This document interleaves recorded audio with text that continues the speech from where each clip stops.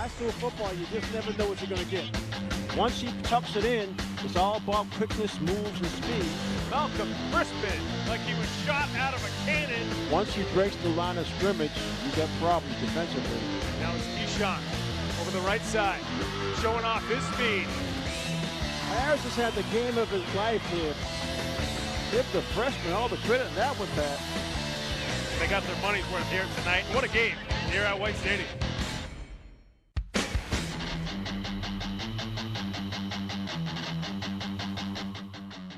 Hello, Boston, and welcome once again to White Stadium. It's been 2 years since we've been here, and tonight we're going to be back for an exam school rivalry matchup in Boston Public Schools. As tonight, the Latin Academy Dragons will be taking on the Boston Latin Wolfpack.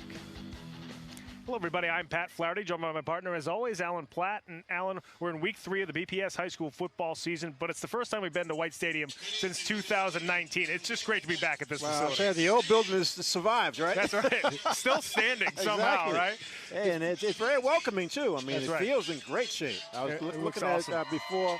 That's the players warming up, and we got lucky with the rain. It's been off and on, not heavy at all, so the field's in great shape. The players, I see them running around, so could be a fast track for the quick players on both teams. That's right. Not quite muddy yet like it is normally at the end of the football season, so it could be pretty good sledding there out tonight for a lot of the running backs for both these teams. Now, meanwhile, first we're going to talk about the Boston Latin Wolfpack. This is our second time covering them this season, and they've actually done a nice job. 1-1 to start the year, had that tough loss in week 1 to East Boston, but bounced back nicely against O'Brien. And one of the biggest reasons why they did bounce back nicely was because one of their receivers, Greg Rosenkrantz, number 15. He's a guy that does a lot of different things for this Latin school team. Oh, no doubt. Rosenkrantz, a player that plays both ways, plays offense and defense, plays linebacker on defense, even though he's only 155 pounds. That's right. But so can West. And he's a wide receiver, as you see in the highlights. And even in that game we did earlier to open the season, he got himself open a number of times. That's right. The ball just couldn't get to him. Either the quarterback was pressured or just errant throws. But he was open pretty much all night. That's right. And one of the many receivers that Latin School will be throwing to, but just a huge game last week with 126 yards receiving and 2 touchdowns. Meanwhile, on the other side for the Latin Academy Dragons, it's one of their top running backs who's back again this season. It seems like we've been covering this young man for a long time because he played so early in his career. Malcolm Crispin is our spotlight player tonight. And Alan Malcolm, just a really good running back and linebacker for Latin Academy. Well, I'll just say, he's one of the players I mean when I talk about a fast track. I mean, Malcolm has good, quick moves. And like you said, he's been around a few years, so he's a veteran. Senior leadership, there's his speed right there. That's against a good East Boston defense. And Malcolm, like you said, plays both ways. He's 5'8", about 160 pounds. So our 2 spotlight players are small packages this week. That's right. I mean, you look at a guy like Malcolm Crispin, too, and pound for pound, one of the best players in the city, I think. The way, he's a little guy, runs hard in between the tackles, though, can still bounce to the outside. During the Fall 2 season, he had over 700 yards rushing to go along with 7 touchdowns. He had 3 rushing touchdowns last week against Weston. So, he's a guy who this Latin Academy ground game, which has been so good early in the season, is going to be counting upon this year. And ironically, both Rosenkrantz and Malcolm will be facing each other because they both play both ways. That's right. So they're going to be eyeing each other out on the field there tonight. So 2 outstanding players that we're going to be keeping our eye on throughout this game. Now for more on this game, we're going to go down to our sideline reporter, Seth Orensky, who's got a quick update for us. Seth, what do you have? Thanks, Pat. Boston Latin Academy has put up 87 points in their first 2 games, and that's despite 6 turnovers in the opening half of their game 2 weeks ago. A huge part of that success, according to head coach Rocco Ziza, is the team's depth. They've been able to really wear down opposing defenses, especially defensive lines. Also, thanks to the extended quarters as of 2 years ago, extra 2 minutes has really helped them. But a big part of their success has been their hurry-up offense. This team has been getting extra possessions and extending games, not shorting it, really trying to play 60-minute games in which they can not only put up a lot of offensive scores, but continue to build that depth as they get some of their younger players into the game, especially in last week's 51-6 win over Weston. Guys? Seth, thank you so much. And talking to Rocco Ziza earlier in the week, he even mentioned that, Malcolm Crispin and then their other running back, Xavier Polanco, they've both been averaging about 200 yards per game on the ground apiece. Not total, apiece. They've been killing it rushing the football. Yeah, and Rocco would probably say the most important thing is those two guys very seldom fumble the ball. That's right. Take care, they keep possession, keep drives going, and, of course, they both have big playability. So it's just shaping up as a pretty interesting game. We got the Boston Latin School band as add to the atmosphere. So that's right. This should be fun. This exam school rivalry has been fun for the last couple of years. They've done a great job here with it in the Boston Public Schools. We're going to head to break real quick, folks. But when we come back, we'll have the opening kickoff here from White Stadium. It's Latin School hosting Latin Academy. We'll be right back after these words. 150 over 90. 180 over 111. 160 over 110. I had a stroke. Your blood pressure numbers could change your life. Lowering them could save you from having a stroke. If you've stopped your treatment plan, restart it or talk to your doctor about creating one that works better for you. Start taking the right steps at manageyourbp.org. Now I'm, trying to get better, stronger than ever. Sometimes we can do things that exclude others. You're still talking to your friend? It's complicated. I think he went back in. We gotta go get him. Welcome to Jumanji. Even the smallest words and actions can have a big effect on someone. You have the skills. Because of you, someone's entire day, their year, or their life can change. Remember, the future is in your hands. Visit becauseofyou.org to learn more. Totally, let's do it.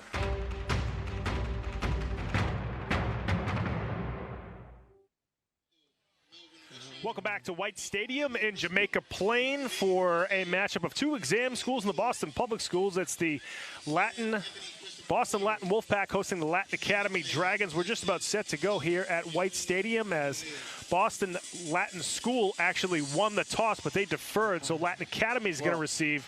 Well, no, sorry. Hey, we're going to flip that around. You know what we better do? We better stop having games with teams with the same names. I know. It's the worst. But I picked the game, so it's my fault. Yeah. I only have only myself to blame. Or maybe they got to change the coin, right? That's right.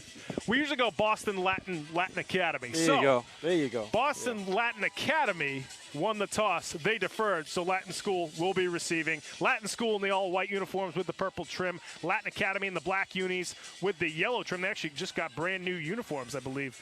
Latin Academy did. We are set to go here at White Stadium. Boston Latin Academy, 2-0 on the season. Latin School, 1-1. We'll see what happens here tonight. Fielded right around the 7-yard line there by Lau. And gang tackle around the 20. I'm sorry, that's Matthew Chow, number 4 on the return. Made his way up to the 21, make that the 23-yard line. Yeah, Chow's one of the other receivers you mentioned earlier. Between Lau, Chow, and Rosencrantz, that's sort of their trio. They're the starters for Latin Academy, even though it's actually Latin School who's out there offensively to start. Well, they got the 6'3" quarterback. It's easy to find. And Douglas George, the starter. On first down, George going to the air, looking for his receiver on the outside, and that was Rosencrantz who got about a 5-yard pickup there on, make that a 4-yard pickup on first down. They're the starters for Boston Latin School as it's George, the quarterback, Eric Power, the lone running back so far. We'll see if they continue to go with just Power. Rosencrantz, Lau, and Chow are the receivers. Now Latin going with no huddle this first series. Second and about 6.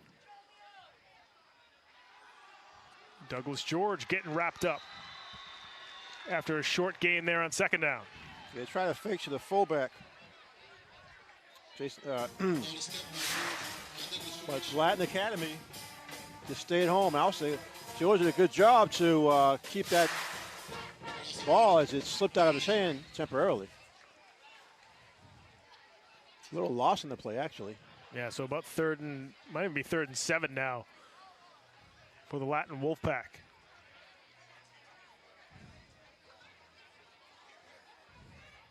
They do throw the football a lot. Saw them 2 weeks ago. Matthew Chow actually had 10 catches against East Boston in week 1. George looking deep down the left side of the field. He's got an open receiver, but the ball falls incomplete. Streaking down the sideline was Peter Nizoliak, but he couldn't quite connect with him, so Latin School's going to have to punt the football. Well, they really set that up well, as a matter of fact. It seems like they caught Latin Academy sort of sleeping a little bit, thinking that they were just going to throw for a first down, but he was going for it all. Rocco Ziza mentioned that he wants his defense to make sure they don't get lulled to sleep with those 3-yard, 4-yard, 5-yard passes and then get hit for a big one. You almost saw that, like you mentioned, Alan, right there. The one thing about White Stadium that's always been true over the years, when you're looking back on a long pattern, oftentimes you look right back into one of these beds of lights and you lose sight of the ball. Really high snap, but Douglas George with a solid punt that makes it all the way to the 46-yard line, and then Matthew Chow comes up with the tackle at the 46. So 23-yard punt from Douglas George. No return for Latin Academy, so the Dragons will set up shop at their own 46-yard line for their first possession of the ball game. Here are the Latin Academy starters once again. Bailey, the quarterback, Crispin and Polanco in the backfield, Lucas Suazo, who's been a starter for Latin Academy for a long time, and Harrison Fitzgerald are the receivers.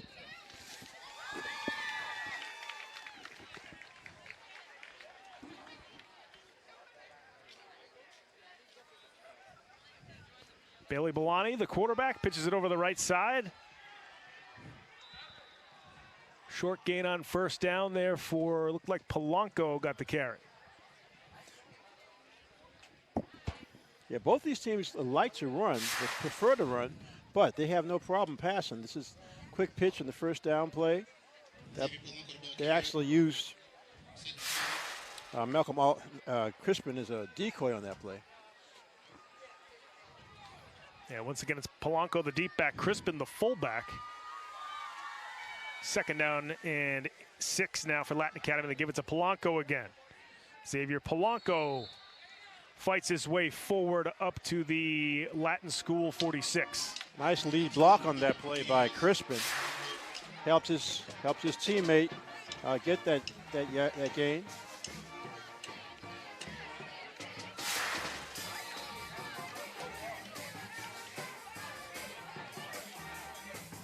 Yeah, both teams seem to want to have quick pace with the in-between plays. Latin School went with no huddle their first time. And here we see Latin Academy coming out quick. 3 backs in the backfield now. They have run the Wildcat. This is one of the things that Latin Academy does, as Orlando Giacino comes up with a 6-yard gain and a first down for Latin Academy. Yeah, Giacino, bigger back. He's listed at 190 pounds, and you see him using his power straight ahead. You know, last couple of years, Latin Academy had a really good quarterback in Zach Maffeo. You didn't want to take him off the field, but now Latin Academy with some inexperience at quarterback, you now run the Wildcat a little bit. We see it again. Giacino here on first down. The handoff to Malcolm Crispin, trying to get to the edge. Fights off one defender, makes his way past the 40, and Malcolm running hard to the 35. Something out of nothing on that. The Boston Latin defense had strung him out all the way to the sideline. But like you said, Pat, he's able to cut back in. Right now he's throwing for loss, but he fights off that, turns it into what, a 5, almost 6-yard gain.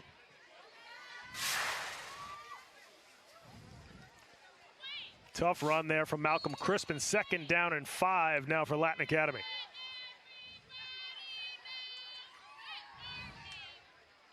Now it's Crispin. Directly to Crispin. Taking the direct snap, just picked up a couple yards, maybe just one there, as they mark him down at the 34-yard line. It will be 3rd and 4 now for the Dragons. I wonder if Latin Academy is trying to catch Boston Latin by surprise by not having their quarterback out there for these last couple of plays.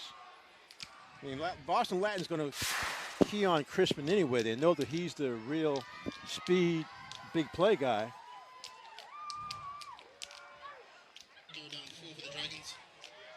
They're going to stay with the Wildcat. And it's Crispin again. Back in the shotgun formation, going to take it himself over the right side. He's got Jacino for a blocker. Crispin to the outside. Plenty of room and more. Malcolm Crispin still on his feet to the end zone. Did he get in? Yeah. And he must have gotten knocked out inside the 5-yard line. Heck of a run there from Malcolm Crispin. I mean, it's the opposite side of the field from us, Pep. It looked like he was hemmed in at around the 20-yard line. Watch the speed. It's almost like it's yeah, look. See right there, he looked like he was hemmed in. He finally did get knocked out of bounds. 33-yard run there from Malcolm Crispin. And now Latin Academy looking to tack on, or punch it in rather, here from the 1-yard line. First and goal for the Dragons. It's Orlando Jacino trying to punch it in. Touchdown. Did he get it? Yes, he did. Jacino punches it home for the Dragons, and they go on top 6-0 here with 6:43 left to go in the first quarter. Orlando Jacino, about the third play of the game, he came in with the Wildcat. Wildcat basically being when you take your regular quarterback out and you put a running back in the quarterback position. The Latin Academy strikes first. The Dragons do what they've been doing the past couple of weeks, just pounding the football. 7-play, 54-yard touchdown drive for Latin Academy.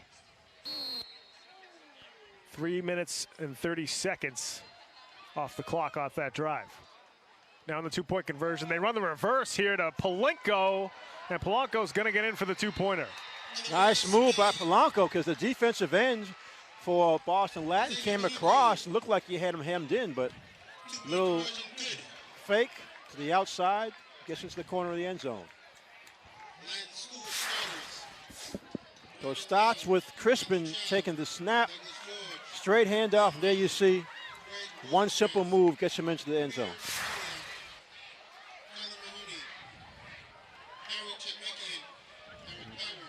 So Latin Academy with the touchdown and the 2-point conversion, and they're now on top 8-0. There was 6:43 left to go in the first quarter, and now Boston Latin School will look to respond. You see Lucas Suazo getting ready to kick. He's got a pretty good leg for this Latin Academy team. Like you said, Latin Academy is off to a really good start for the season. Yeah, 2-0. And putting up a lot of points. As Seth mentioned, against Georgetown in week 1, they had 6 turnovers in the first half, but actually came back and won that one. That boot from Suazo goes out of the end zone, so that'll be a touchback for Boston Latin School. So, Boston Latin, I'm just wondering if we're going to see the 6'3" quarterback George for Boston Latin School, who really starts to air it out. I mean, he has, like you said, he has the 3 main receivers, and he also has a tight end, and the fullback comes out of the backfield and catch the ball also. Power. We'll see what Latin School's approach is here on their second possession. They went 3 and out last time. There you see Douglas George, 4 passing touchdowns, a rushing touchdown in his first 2 games of the season. So he's been pretty successful so far. George looking to throw, now going to take off and run. Douglas George shoots forward up to the 23-yard line. Good job by George. He didn't have an open receiver downfield and recognized he could get a couple of yards at least. He was able to pick up 3 yards.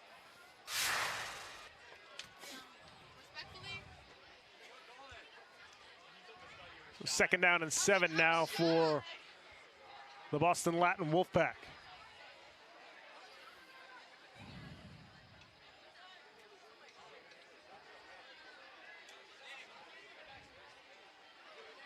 They do hand off to Power this time on 2nd down, and Eric makes his way up to the 25, so a 2-yard pickup there for Eric Power. You see a high snap. Could have slightly thrown off the timing of that, but Power just made something out of it. I tell you, these Boston Latin practices must be something. I mean, they're literally just lining up after each play, and then they wait for the quarterback to give them the signals, the play and the signals. Yeah, I see that a lot with a lot of read option college teams. As George looking to get it out quickly to Power in the backfield.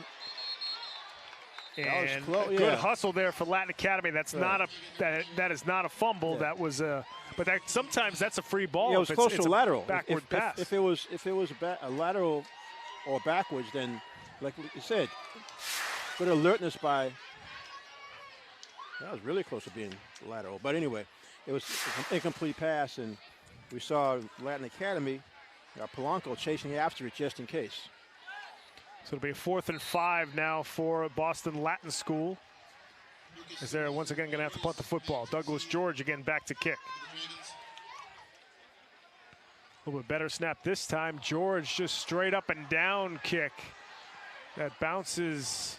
Yeah, that's going to be out really at the short. 36-yard line. But you had some pressure. George had some pressure from Crispin. He might have got a hand on that. Because it was a really weird type of, I mean, he had height on it, but there was no distance at all. Yeah, that's head coach Ray Butler. Probably not too happy about the distance on that punt. Oh, starting the game with 2 3 and outs. That's right.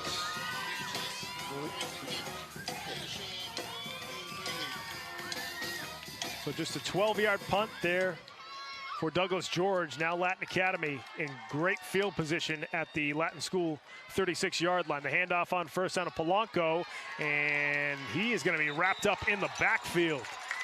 Coming across there for Boston Latin School. Lerich, Christian Lerich. 75, yeah. Christian Lerich. Well, Christian's one of the seniors that Latin School depends on with the front line, both sides, offense and defense. And there you see him wrapping up Polanco. Throwing for a huge loss. Looks like it's a loss of about 6 on the play. Yeah, first negative play for Latin Academy so far. 2nd down and 15 now for the Latin Academy Dragons after the 5-yard loss on first down.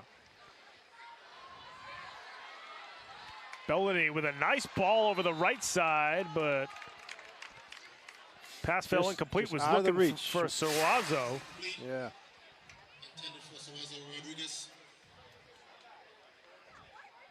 Looked like Suazo probably should have had that. I was just going to say, it looked like he got his feet tangled up a little bit because he was really off balance diving for the ball. That's out of character for Suazo, who's got very good hands for this Latin Academy team. There you see Bailey Bellany, the 2-yard rushing touchdown last week against Weston. We just saw him throw it on a frozen rope there on 2nd down. 3rd and 15 now for Latin Academy, and they give it to Crispin. And Malcolm Crispin's bottled up right around the 41, make that the 42-yard line. 1-yard gain there for Crispin. Yeah, Boston Latin and White does a good job. Lerich again. Yeah, there's Lerich, the first guy to wrap up Crispin. Latin Academy, we'll see if they go for it here on 4th down. Now you have Suazo back to kick. So it looks like Suazo is going to punt the football.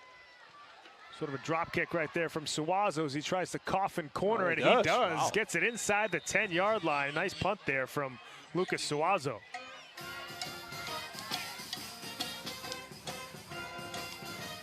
We're seeing a lot of these players from Latin Academy multidimensional. I mean, because Suazo going out for deep passes, then he put him in the backfield on 4th down as the punter. And we already know about Crispin and Polanco, so still 8-0, but you got to have, I think Boston Latin has to feel pretty good about stopping the running game on that last series for the Dragons. Try to get back in this. Other than forcing a turnover, that's exactly what Latin School needed right there. The worst thing you want, especially in front of a huge crowd, is to go down 2 scores early. At the 31-yard punt, Latin School from the 9-yard line. The handoff to Power, and he just barely gets back to the line of scrimmage. As you see Malcolm Crispin coming across for the tackle. Seems the Latin Academy is keying on Power because he's the only running back in the backfield. He's backfield with the quarterback, George. Now, George can run if he has to, but this alignment, Latin's coming out with 2 receivers to the right and 1 wide to the left on pretty much every play. This time they have 2 to the left and 1 to the right. So that still leaves just 1 running back in the backfield with the quarterback. 2nd down and 9 now for Boston Latin School. George gets it out to Power in the flat. Eric Power with not a lot of running room. Picks up 1-yard gain on the play. Yeah, the pressure on George forced him all the way back almost to the end zone. And he lets it go around the 1-yard line. So by the time Power gets it, you got defenders closing down.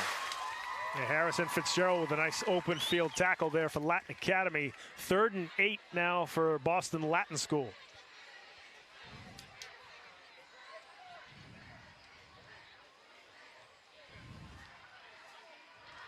George looking over the middle of the field. He's got Chow over the middle for the catch there and a 1st down.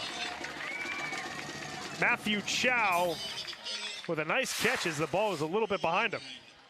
It was, like you said, Pat, it was behind him, but he's one of the favorite receivers. Went in the air to get that and took an immediate hit from Suazo Rodriguez. We saw Chow do that against East Boston in their first game of the season. And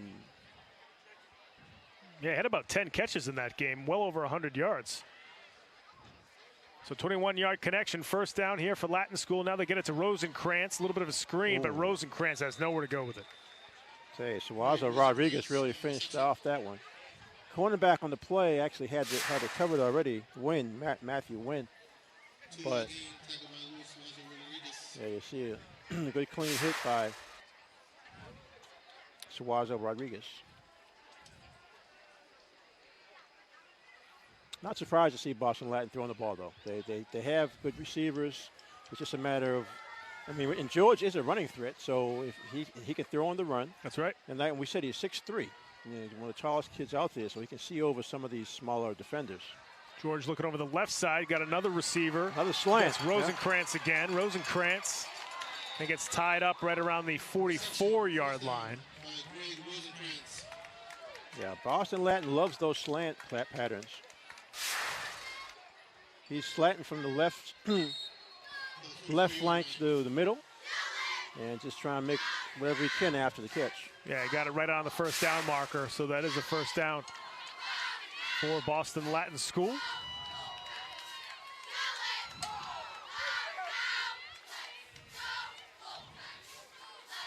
Now from the 44. They fake the handoff to Power. George makes his way up to the 48-yard line, so a 4-yard pickup there on 1st down for Douglas George.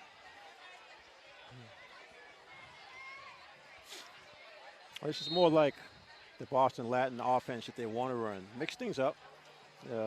Get a dose of Power, the fullback, but I think Latin's,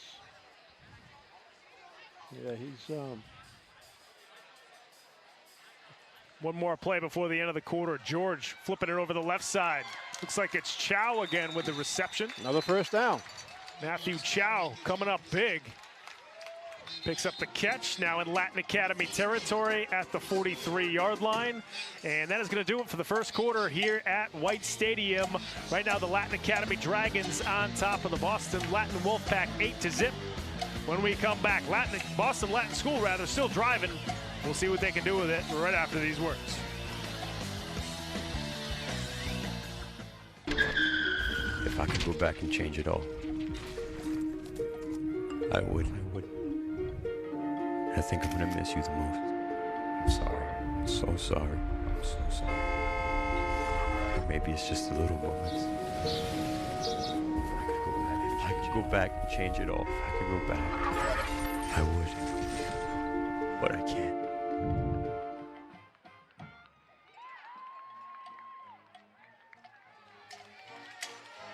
Welcome back to White Stadium and Jamaica Plain for our game of the week between the Latin Academy Dragons and the Boston Latin Wolfpack. Folks, you want to follow us on social media, you can, first of all, you can go to our website to watch games if you'd like. You can go to boston.gov/cable. A lot of good stuff up on that site where you can actually click on Game of the Week. That'll route you to our video library. You can watch any of the games from this season from a couple of years ago. Make sure you check that out. You can follow us on Facebook. Go to facebook.com/GameOfTheWeekBoston. Check out that site. Like us on Facebook. We got updates on what games we're going to be covering, links to the games we've already covered. And finally, folks, you can go to our Twitter page. Go to @BostonCityTV on Twitter. And if you want to tweet at us, use the hashtag BostonGOW. One thing we also posted on our Facebook page this week, John Parziale, the head coach of East Boston High School, was the New England Patriots Coach of the Week. Okay. On first down, it's Douglas George. And on the keeper, George has no gain on the play. It'll be 2nd down and 10. You see George. He has some running ability. He got that lanky 6'3" frame. Good job by Crispin. Yeah. Right now the clock is not being operated at White Stadium. It's on. There we go. We've changed it now. We'll see if they ramp it back up. 2nd down and 10 now for Latin School after no gain on first down. Douglas George looking over the middle. Now he's got to scramble. He's going to have to eat that one. Yeah, he tried to throw it out to the flats to Power. I'm not sure if Power turned around, so he didn't want to just flip it out there and possibly get interception. Good pressure by Latin Academy. It's going to be a 14-yard loss all total. And the one thing that Power's thinking about, wow, why didn't I just throw it out of bounds? Right. As soon as you get sacked like that for that many yards of a loss, automatically in your head you're thinking, wow, I could have got it out of bounds. Now for Latin Academy, you're driving down the field. Now you're faced with a 3rd and 24 from your own 45-yard line. George flips it over. And looks like they hit their tight end on that pass. Chokmakian with the reception. You see a safe pass out to the tight end. He actually had a couple of catches against East Boston in their first game of the season. His dad came over to me before the game started and asked if we could make sure it's Chokmakian. We pronounce it correctly. Not the first dad to make sure we pronounce one of their kids' names. They're right? on top of it, that's for sure. We appreciate the correction, too. Latin School now punting the football. Douglas George for the 3rd time. Gets a nice one off this time, facing some pressure. And Suazo actually falls down receiving the football right around the 12-yard line. Yeah. 38-yard boot that time from Douglas George. Yeah. Big pressure by Crispin again. That first quarter sort of flew by, Pat. Absolutely. Well, no penalties. No penalties. No flags. No flags. At all. Unbelievable. Well, it's week 3. Teams are starting to get... mid-season, right? Yeah, that's Either right. that or a bashful crew, huh? Now that we say that, there's going to be like 7 flags in this corner.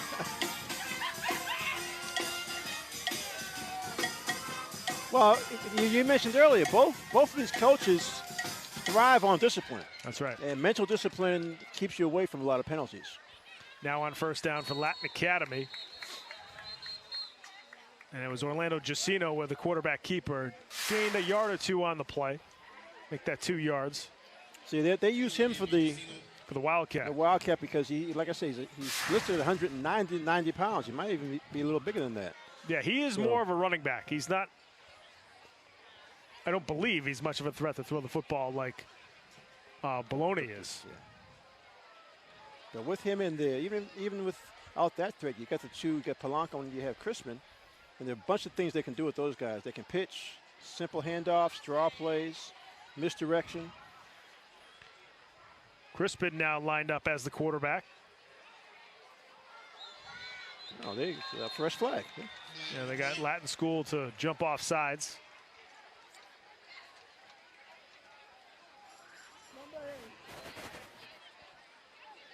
Number 77. That ball foul. Offside. Defense.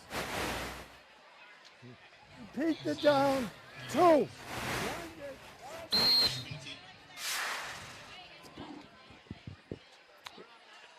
You see a couple of Latin school defenders jumped off sides there. So 2nd down and 3. Now it's Crispin on the direct snap. Malcolm Crispin finds a little seam and makes his way up to about the 38-yard line. Crispin's amazing for his size. Like I mentioned, he's only 160 pounds, but if you watch the end of his runs, he's always, no matter who has him, he's always diving for extra yardage. 48 yards on 5 carries so far tonight for Malcolm Crispin. Yeah, pound for pound. He just runs hard. He's a little guy, but tough to bring down. Like watching him play. Now on 1st down for Latin Academy, Orlando Giacino showing off his arm, but it's almost intercepted, then caught that time by Lucas Suazo. Suazo now down the sideline. He gets tripped up inside the 15. 62-yard connection. Yeah. That was almost intercepted. Yeah, it looked like it was going to be intercepted. But watch how it comes to the 2 of them. Oh, it's a tough break for Latin. You actually had Nizolik knocked the ball in the air. That allowed for the catch. So you're running him down. Colin Mahoney saved a touchdown. Niziolik had really good position on that play. Excellent he was position. right there to Excellent make position. Look, he's the interception, but just couldn't haul it in. So now Latin Academy, after the big pass play from Orlando Giacino to Lucas Suazo. A timeout by Latin Academy. They actually marked him down at the 10. I thought he was right around the 12. So it'll be a 1st and goal for Latin Academy after this timeout. Well, we know both teams have big playability, and we've seen it already from Latin Academy. So big-time play there for Latin Academy. Our sideline reporter Seth Orensky's got an update for us. Seth, what's happening? Thanks, guys. Boston Latin School has only given up 17 points per game, but Ray Butler still says his defense is very much a work in progress. With so many sophomores on his defense, a lot of times the team is lining up in the right spot, and they're in the right spot to make a play, but they aren't quite getting there. They're overthinking it, or a guy makes a mistake, and then a second guy tries to fix that mistake, leading to another opening. We've seen it on the first drive, and right there was a great example, a chance for an interception, great field possession. Instead, the ball's caught by Boston Latin Academy, and now BLS finds themselves in a tough spot trying to avoid going down by 2 scores. Guys? Yeah, Seth, thanks very much. Yeah, after seeing that replay, Pat, that was just really bad luck for Niziolik because he was in perfect position. And he got his hands on the football too. Yeah. You know, nice play by Suazo too to have that concentration. Let's take a look at the end of this. Watch Suazo. Yeah. Concentration, my goodness. Exactly, because it was tipped. And then Nizolik came down to prevent the touchdown. 1st and goal now from the 10 for the Latin Academy Dragons. Misdirection is going to be blown up. We were all confused on that one, including myself. Polanco wrapped up in the backfield at the 20. Boston Latin were the only ones that weren't fooled.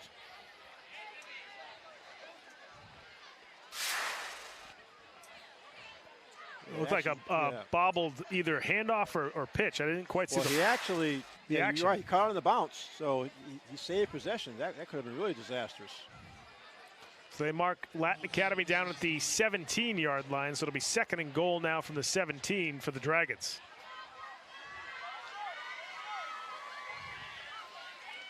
Handoff inside there to Polanco. Polanco to the edge. Polanco showing off the speed. Touchdown, Latin Academy. Little bit of misdirection. You fake a handoff to the right. Polanco comes back to the left and has all kinds of room. See his little fake there. Polanco comes back to the left and, like you said, speed down the sideline.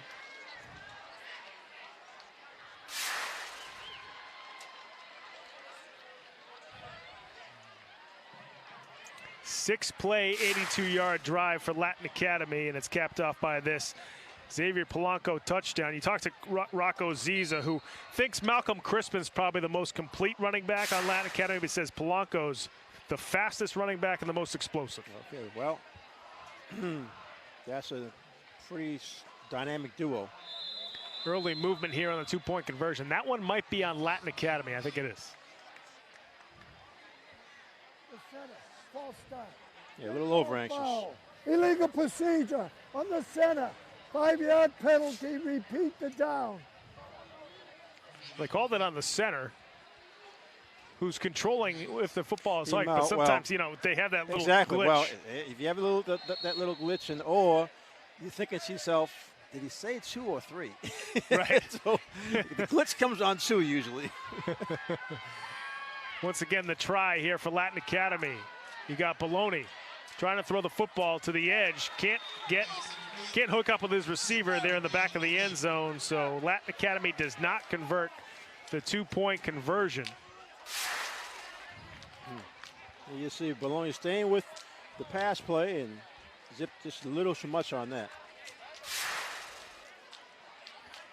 But another touchdown drive there for Latin Academy thanks to that pass connection from Orlando Giacino to Lucas Suazo. Capped off by the touchdown run from Xavier Polanco. Latin Academy now on top 14-0 here with 7:16 left to go in the second quarter. And so far the difference has just been the speed. Latin Academy had that 33-yard run by Crispin, to get them down for their first touchdown, and then of course that big pass play you just talked about. And the tough part about it for Boston Latin is they had a really good drive going. The last possession until the quarterback got sacked, that big 14-yard loss that just took the drive away. Suazo again to kick for Latin Academy. Latin School waiting for it to stumble out of bounds, so that will be, I believe, an illegal procedure penalty on Latin Academy long as it might have hit I think one of the Latin School players actually tried to field it. That's what I'm wondering. Upfield and may have touched it. Because if they did, they're going to get it right there. But I did see a flag on the far side. See what our head referee has to say.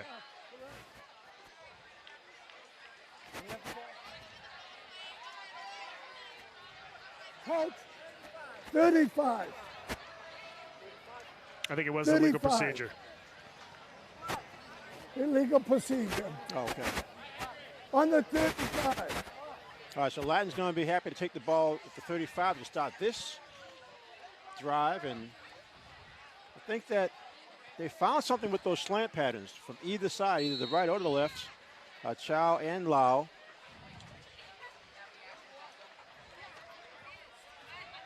See if Latin School continues feeding those young, smaller receivers here for the Wolfpack. George looking down the right side. And was that picked off? Suazo says he has it. Oh, no. Wow. Yeah. Lucas Suazo coming up with the interception. So you see Suazo fight for that reception on the last drive. There. Comes right back for this big interception. It went down. Let me see if it was. I guess the officials saying that there was no dual possession, because usually it goes to the offense. But right. They gave clear possession to Suazo for the interception. So Suazo's had made big plays back to back on both sides of the ball.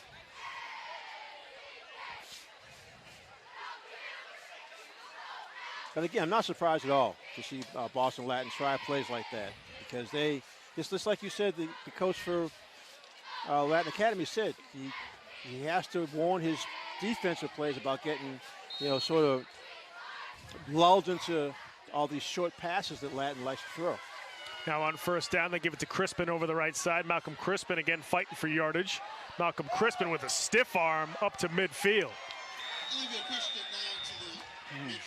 14-yard gain there for Crispin and a first down for Latin Academy. Flag on the back. I think that's coming back. Could be a face mask on Crispin.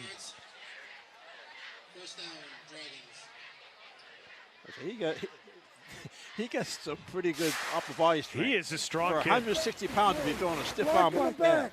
Yeah, blocking the back behind him. Yeah. repeat the down. So block in the back on Latin Academy, 10-yard penalty there on the spot, from the spot of the foul. So they'll move the football back to the, looks like the 29-yard line. So that happened in the backfield, actually. Exactly. So they lost, a lot of yardage. Now, Boston Latin has to look at this as if it was a big defensive play, like a sack or something, because the yardage is in their favor. Got to get the ball back. Right around the 29-yard line, they give it to Polanco over the left side. Polanco again showing off the speed. Polanco beating everybody down the sideline.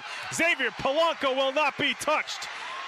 71-yard touchdown run for Xavier Polanco.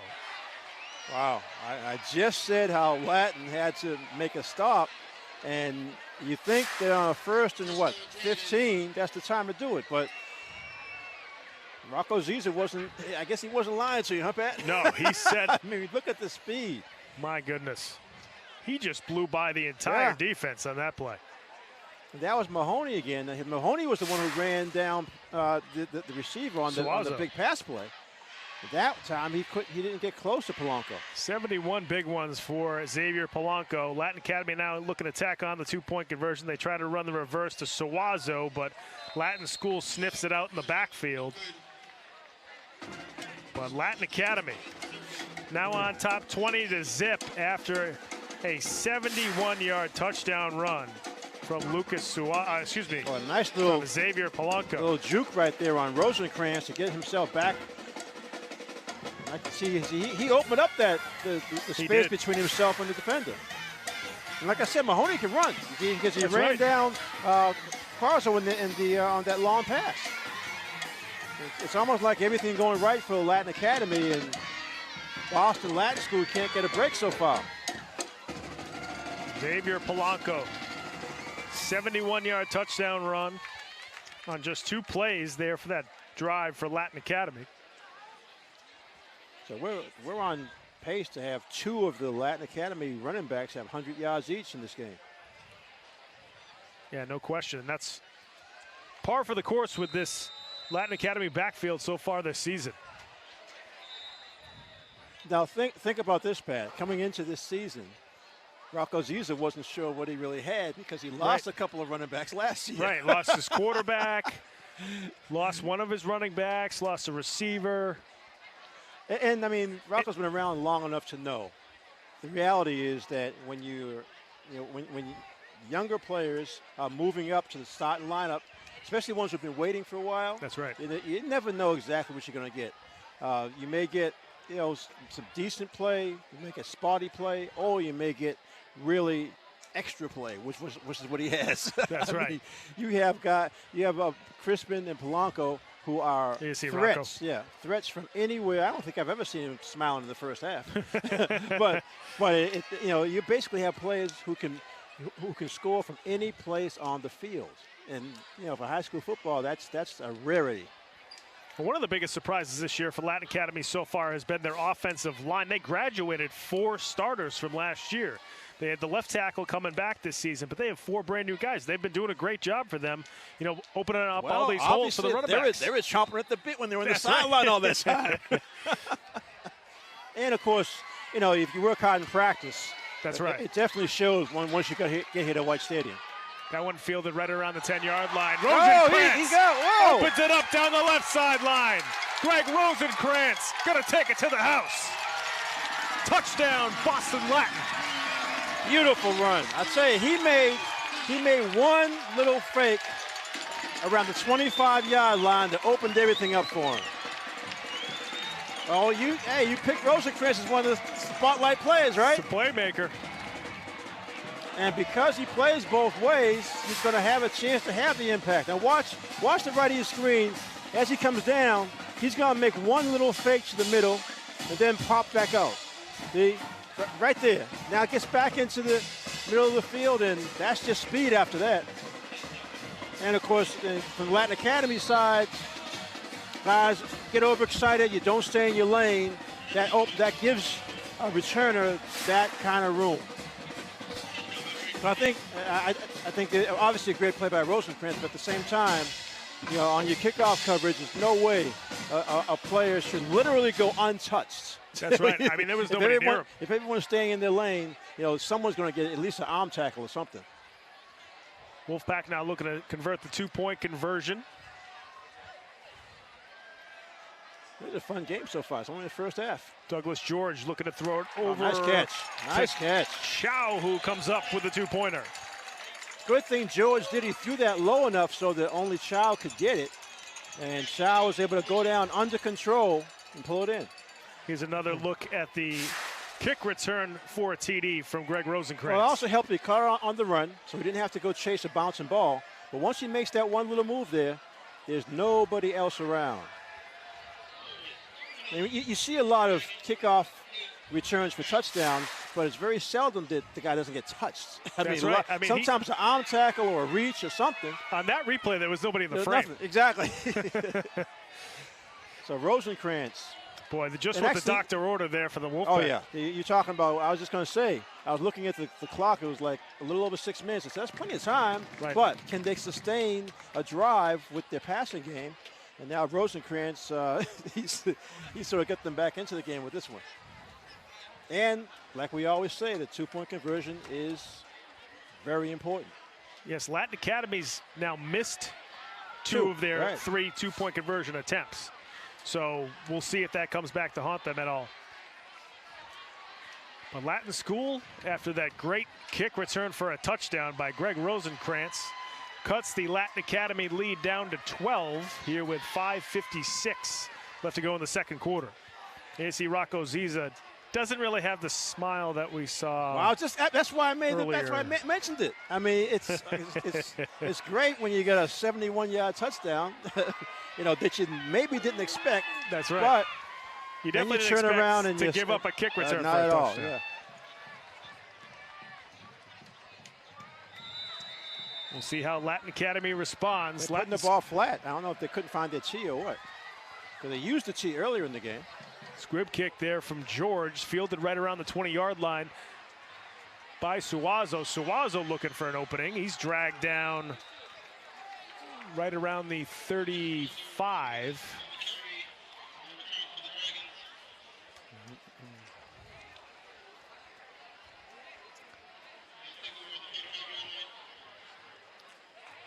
So a 16-yard return there from Suazo's Latin Academy. Anybody who was on that kickoff team who's now playing offense for Latin Academy wants to bring the ball right down the field. Definitely. Actually, they do have a couple of players, offensive players, who play on the kickoff teams and the punt teams. Matter of fact, I don't think Crispin comes off the field. I don't think he does either. Comes off the field, 'cause he was definitely on the punt team because he pressured a couple of the punts earlier. Now on first down for Latin Academy, it's Malcolm Crispin to the sideline. Well, saying everybody else is making big plays. It's my turn now.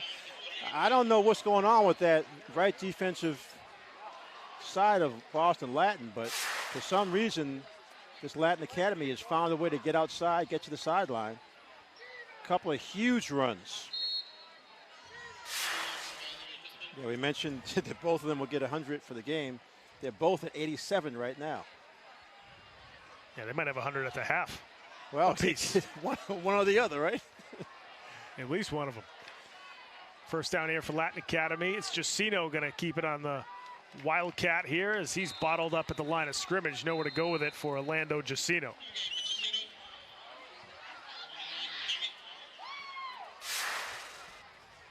You see, this is okay. That time you had the defensive end totally closed it down. Charlie George, the 8, that time came across, not on an angle, but came straight across to force the running back inside. A lot of times when you're behind, you're anxious on defense, you just try to get shortcuts to make negative plays. 2nd and 11 now for Latin Academy. Justino flips it out to Suazo, avoids one defender, but is then brought down after a gain of 1. Niziolik with a tackle. Yeah, that was really close to a block on the back also. Right on the side, that's good block. Yeah. But you see how the in terms of energy, the Boston Latin defense is playing much better after that huge kickoff return. And like I said, I mean, the guys are probably a little winded because most of them play both ways.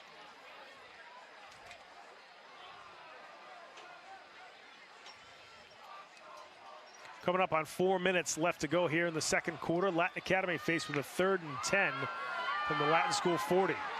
They get it to Polanco again, and he is not going to be stopped. Polanco with another touchdown run. That one 40 yards for Xavier Polanco, his 3rd touchdown of the night. And I give most of that credit to Jacino because he made a beautiful fake. When the ball ended up with Polanco, he had the entire sideline. I'm not sure if it's hard to see if Latin Academy is blocking differently, using different angles or what, but all these sweeps that are just breaking wide open for Latin Academy, it's hard to figure what's going on defensively, especially in the front 7 for Boston Latin. Yeah, I mean, he faked the fullback and he hand off to Polanco. We've done that pretty much the whole game. Yeah, just a sweep over that right side. Now on the 2-point conversion, it's Orlando Jacino getting wrapped up. So Latin Academy is unable to convert. That's about the only thing they haven't been able to do offensively. The only thing, you're right. I mean, that's the 3rd one so okay, that's 6 points, potentially 6 points. So Crispin and Polanco now have combined for 214 yards on the ground after that 40-yard touchdown run for Xavier Polanco. And Latin Academy is now on top 26-8 over Boston Latin School.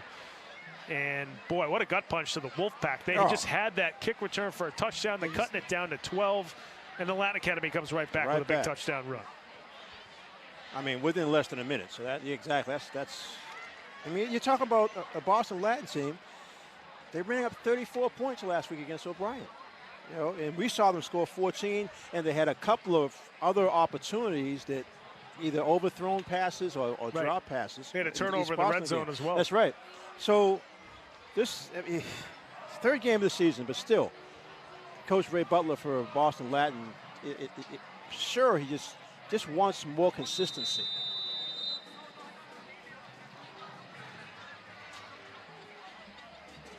Sawazo the kick. This time it's a squibber.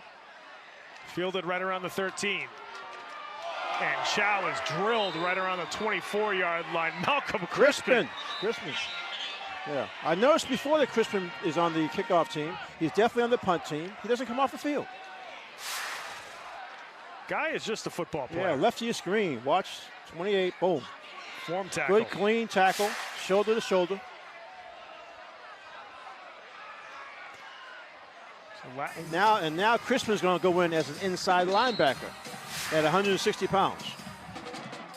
You know, it's funny because you think about some college scouts who come to see a player like Crispin, and if you hadn't seen him a few times, you just won't believe that what he's doing is 160 pounder. So you know, right. He runs. You see his speed. You see him on defense. You see him in pass coverage.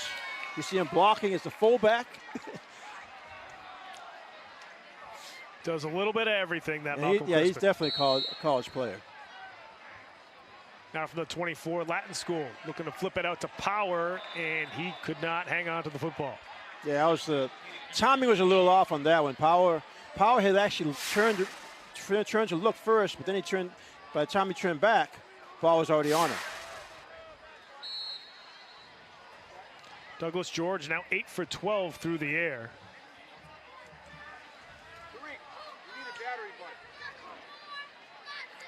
The thing is, you got to hope that George, the Latin quarterback, doesn't start to feel like all the pressure's on him, because then that's when you start forcing passes that may not be there. Now on 2nd down, George thought about throwing it, got a nice block, and then made his way up to the 29-yard line. Did he fumble the football? No, they mark him down at right around the 29. Yeah, he actually lost the ball at the end of the play, but it looks like it went out of bounds. Lost the block. Look at the top of your screen. You'll see a block. Crack back. Well, the action's on Crispin. Yeah. Crispin get wiped out.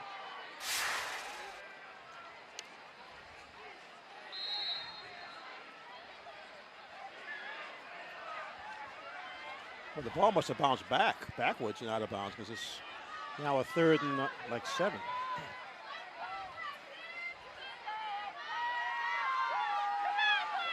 George flips it over to Chow. Chow plows forward up to the 39-yard line. We talk a lot about Malcolm Crispin being a little guy and still laying the thunder. Chow's runs hard for an even smaller guy. He is. Yeah, Chow's only 145 pounds. He's just a little compact receiver, kind of like a Julian Edelman or Wes Welker type of receiver. Yeah, right. Now on 1st down. George going to tuck it in and run again. Douglas George up to the 43. He was actually looking for Chow deep downfield, but the coverage was there for Suazo Rodriguez. Excellent job. He's looking downfield, but now he says, I got to tuck it and make something out of it. Latin School not getting it done on the ground. Only 3 yards rushing so far here in the first half. It's probably mostly Douglas George rushing yards, I would imagine. Yeah, he's been forced out of the pocket plenty of times. 2nd down and 6 now for Latin School. George got to take off again. Has nowhere to go with the football. Lost a yard on the play as they'll mark him down at the 42. Yeah, that's one of the tough parts of calling all these long patterns. He had both his wide receivers going in deep patterns, but the rest of the guys were into block. So it's you got to be able to get better protection.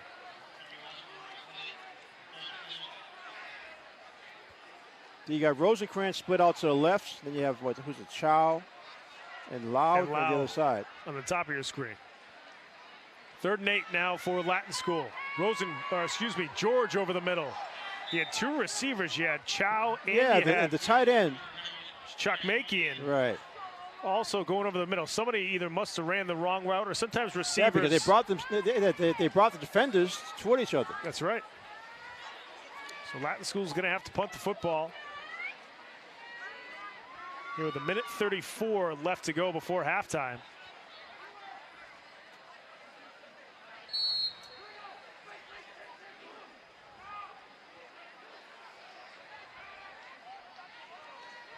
Somewhat of a high snap again, and George end-over-end punt is fielded by Suazo at the 33-yard line.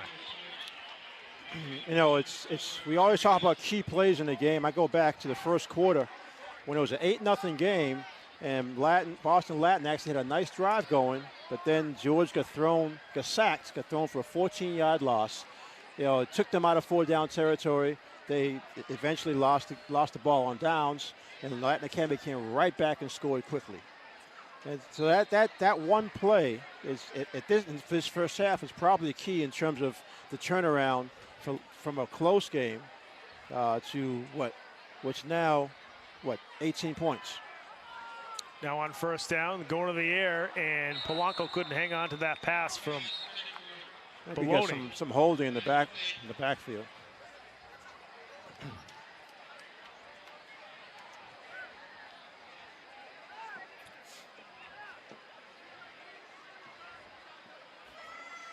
See Latin School head coach Ray Butler. Coach, 15, 2nd and 10. 1st and 15, 2nd and 10. Well, the officials took the first quarter off with no penalties. And that's right. Illegal procedure. We're making up for them in the second quarter. 5 men in the backfield. So yeah, it was against Latin Academy. Yeah, legal procedure. So that'll back up Latin Academy 5 yards. Yeah. 1:19 left to go here before halftime. I was going to say, if you're Latin Academy, you might just want to kneel on it and go into the half because you're going to receive in the 3rd quarter. But the way they've been having these massive doesn't matter. plays, Yeah, exactly. You might as well go for it.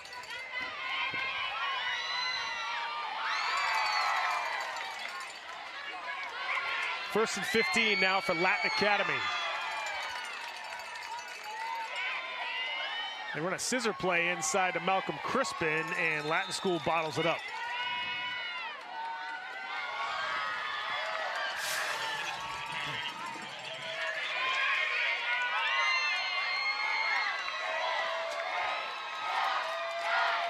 I'll tell you, Pat, I do like the defensive effort that Boston Latin's giving. I mean, it's just sort of funny to say, giving up 26 points. That's right. But, I mean, they're doing much better than the first couple of drives that Latin Academy had to open the game. Yeah, they haven't given up sustained They seem to get to their spots easier. That's right. 2nd and 15 now for the Dragons. Yeah, that's that same sweep play that they've run for 2 touchdowns so far. Yeah, Crispin nowhere to go on that one. You see, like you say, Malcolm Crispin always makes something out of nothing. And now Latin Academy might let this quarter run out. We're down to 12 seconds left to go here before halftime. Yeah. I'm not sure if they're surprised at this or if they expected it, but they've earned this 18-point halftime lead, that's for sure.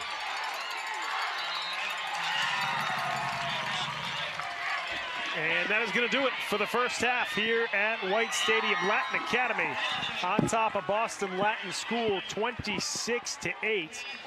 And, you know, if you're Latin Academy, I mean, you had that methodical drive down the field to score your first touchdown, but then since then, it's just all been big plays. Right.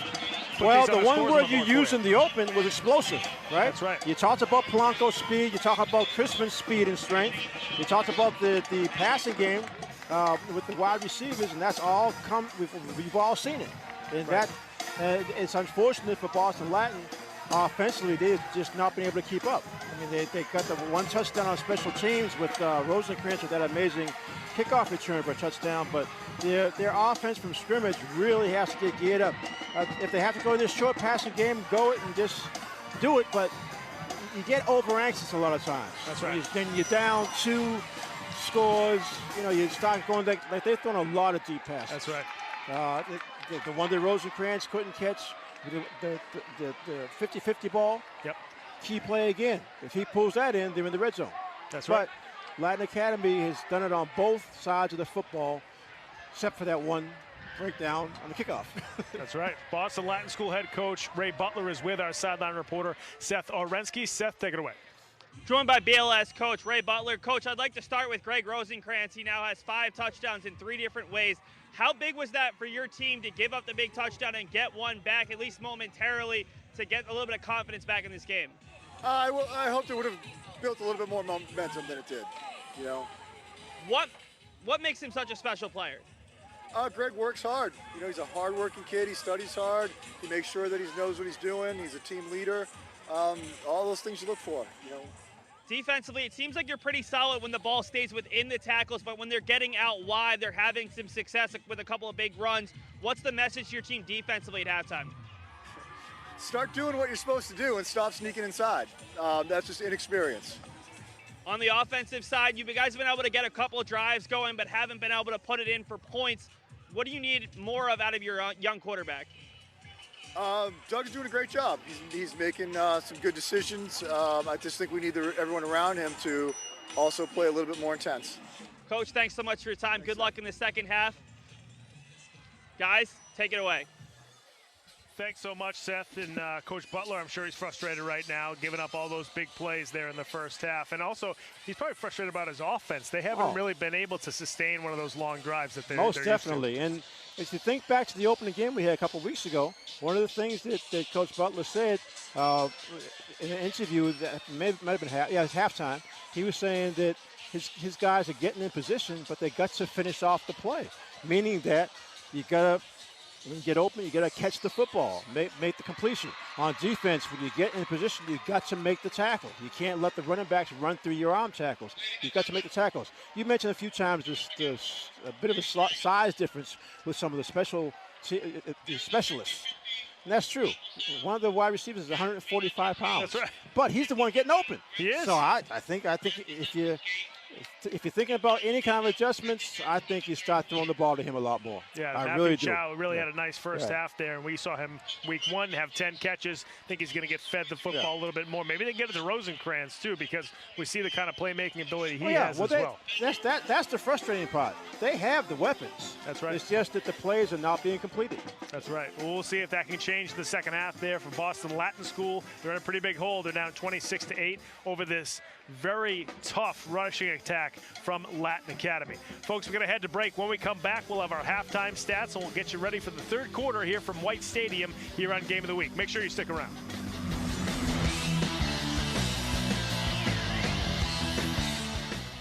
When I never graduated from high school, I realized I wanted to go back to school because I didn't want to work these back-breaking jobs the rest of my life. With the help of my father and having my son, that was all the motivation that I needed to come back to school. I felt accomplished, made me feel that I could take on whatever challenges life throws at you. Find free adult education classes near you at finishyourdiploma.org. Honey, what I think you need is a socket wrench. I played JV basketball. I'm sorry. I don't think it looks right. This is good, and it's all good, baby. Is it really all good?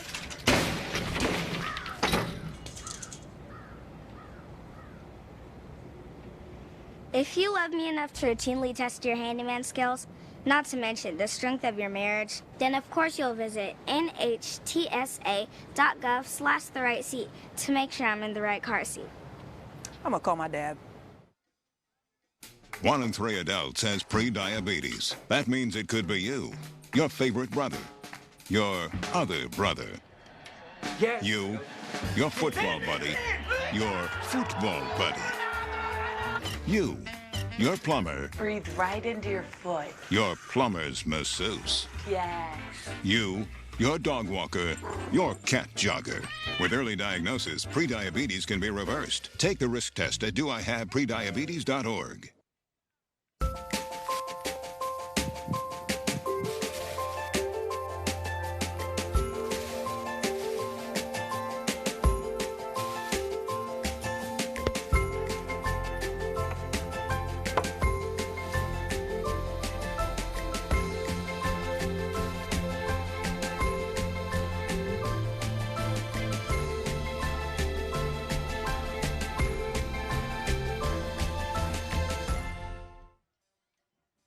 When I was 10, my mom got deported. We had a difficult time, and I feel that's why I didn't get to finish school. My husband is really supportive in a way that he pushed me to go back to school. She wants to have a career so her kids can look up to her. They both keep me motivated to go to school, and they see that if I do it, like, they can do it too, you know? I feel that everything's possible. Find free adult education classes near you at finishyourdiploma.org.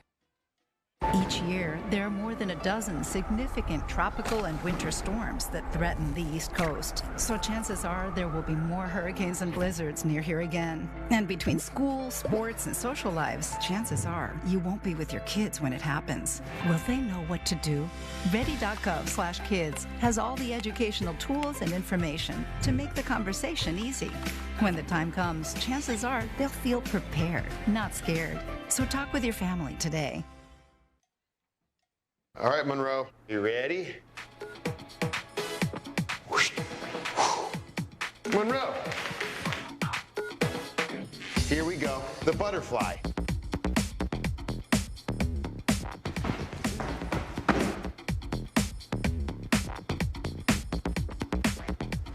Ready?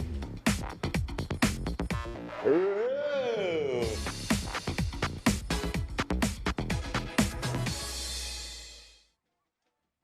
I am what hunger looks like in America. I am an 8-year-old girl who's not excited for the last day of school.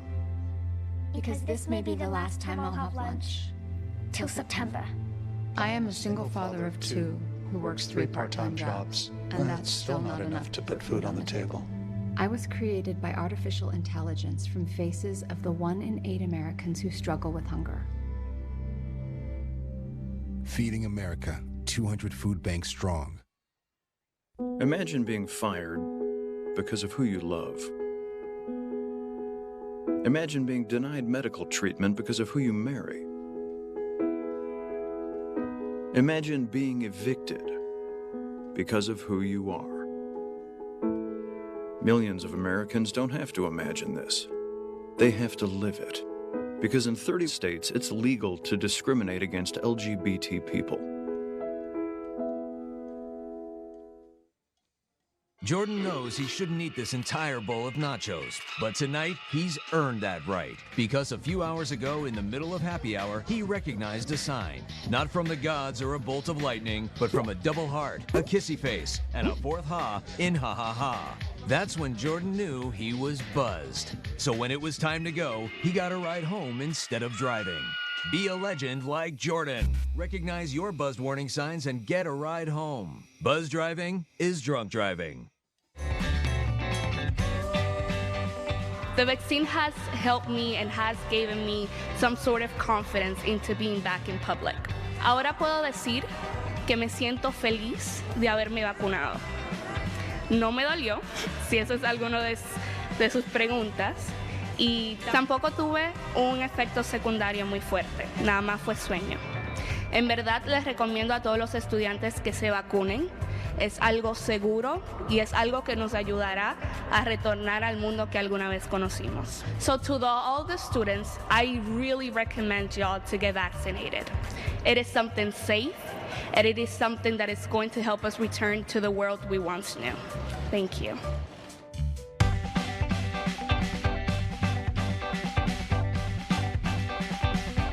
$150 over $90.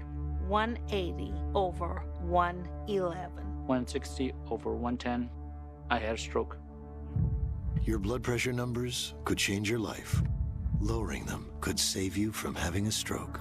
If you've stopped your treatment plan, restart it or talk to your doctor about creating one that works better for you.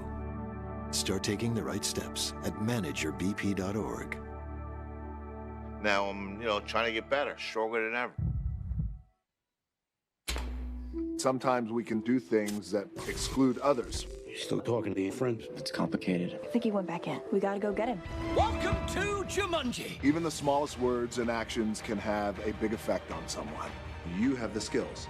Because of you, someone's entire day, their year, or their life can change. Remember, the future is in your hands. Visit becauseofyou.org to learn more. Totally, let's do it.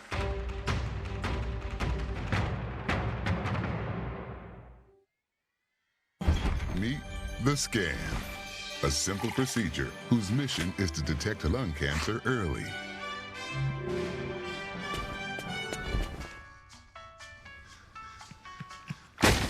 I'm here to save you. But I feel fine. That's great, but you may still be at high risk for lung cancer.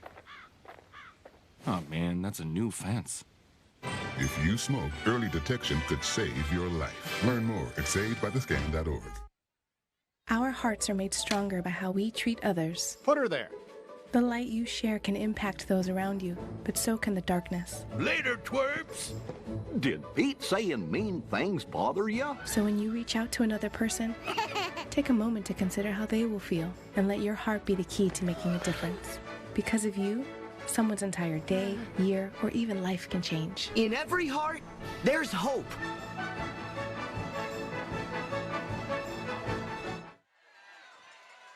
Welcome back to White Stadium in Jamaica Plain at the half here between Latin Academy and Boston Latin. The Dragons on top of the Wolfpack 26-8. Allen, and Latin Academy's running game, as we knew coming into this one, has been pretty special here to start things off.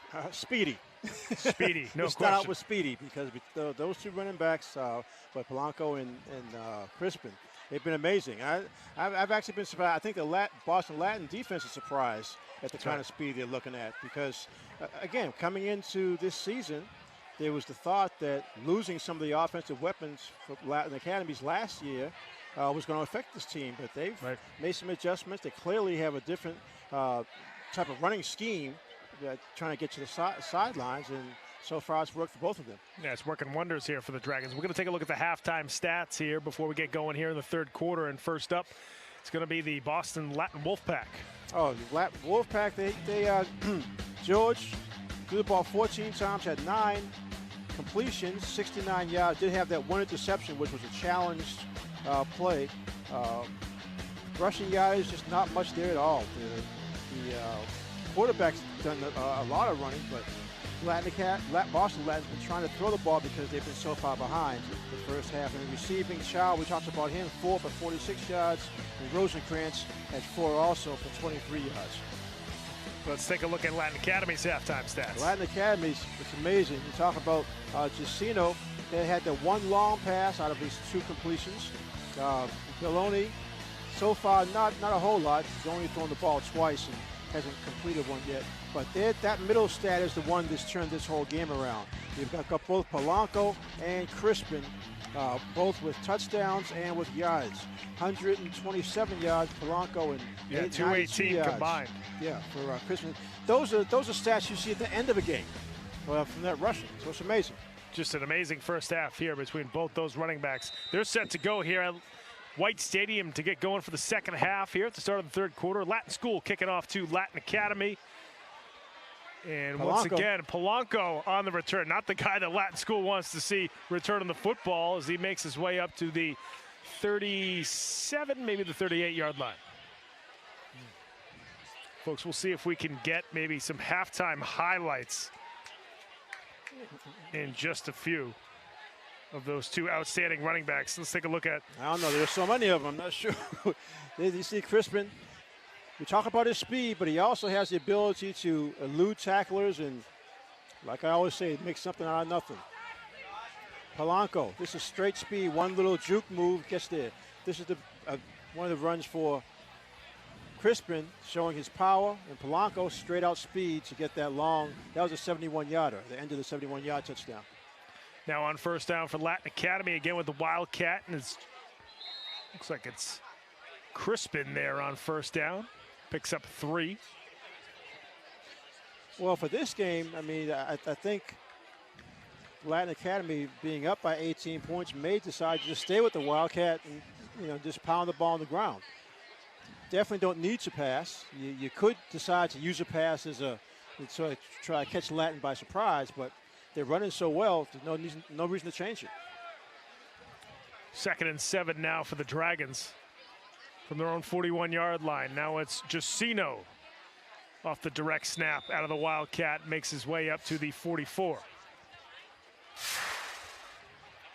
Again, like you said, Jusino, and he did have that one big pass, long pass in the first half. So he actually has the ability to throw it downfield. They just don't need it right now. We mentioned how Latin Academy did not want Latin School to lull them asleep with short, quick passes and then hit them deep. We've seen that on the ground from Latin Academy. A couple of quick hitters, 3-4 yards, and then a pop, a big one. Here's Crispin here on third down. Crispin talking about a pop, delivering the contact there as he makes his way to midfield. Yeah, the important thing is he knew where the first down marker was. Nice cut. He'll gladly take the hit to get the first down. Crispin now with 100 yards on the ground.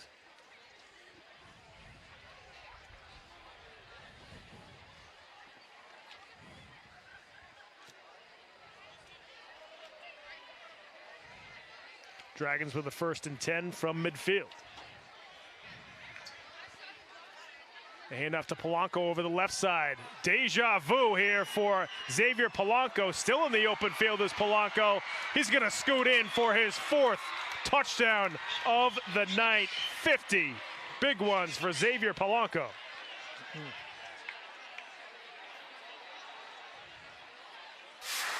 I'll tell you, it's Polanco. And we talked about his speed. This is all it is. It's like he's running a sprint. He had to make one move there to get away from Mahoney. After that, there was no one else who'd have a chance.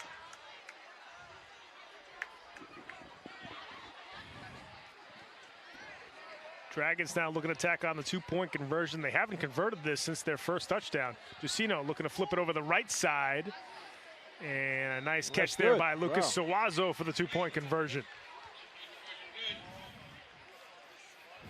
You know, Pat, the way this is going, I know I've seen high school coaches in the past with big deficits like this literally take out some of their linemen, a couple of their linemen, and just put in more defensive back, speedy type players to try to beat guys like Polanco and Crispin before they get to the corner. Because once they get to the sideline, it's over. It's like the safety in the middle of the field does not have enough of an angle to catch him, and then it's just straight out speed. I mean, on that one, That reminded me of like a 60-yard dash on indoors or the 100-yard dash outdoors. Right, a sprinter on a track. It's just, not even breaking stride. Polanco currently averaging 19.5 yards a carry here tonight after that 50-yard touchdown run. Little squib kick there for Latin Academy. Boston Latin looking for a nice return. That's Lau making his way up to the 33.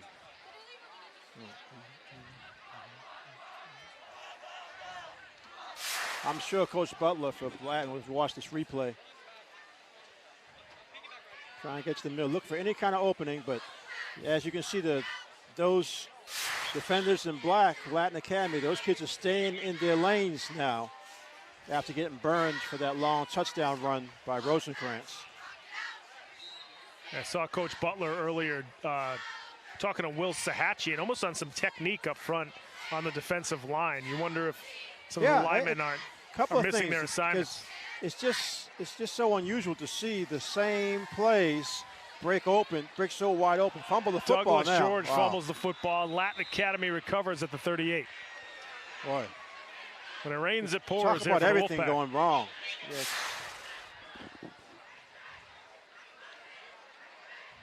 Rudely Buteau on the recovery. Well, I mean, Latin Academy's been the more alert team the entire game.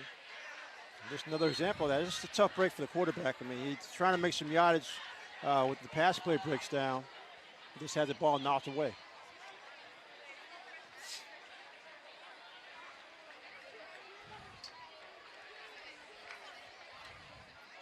Now from inside the 40, it's Crispin still making his way past the 30 up to the 29-yard line. And 9-yard carry there for Malcolm Crispin. Again, you see it on the replay. Simple play, off tackle. If you can't get outside, just cut it back inside and get what you can. Close to a first down. Got 9 on that play.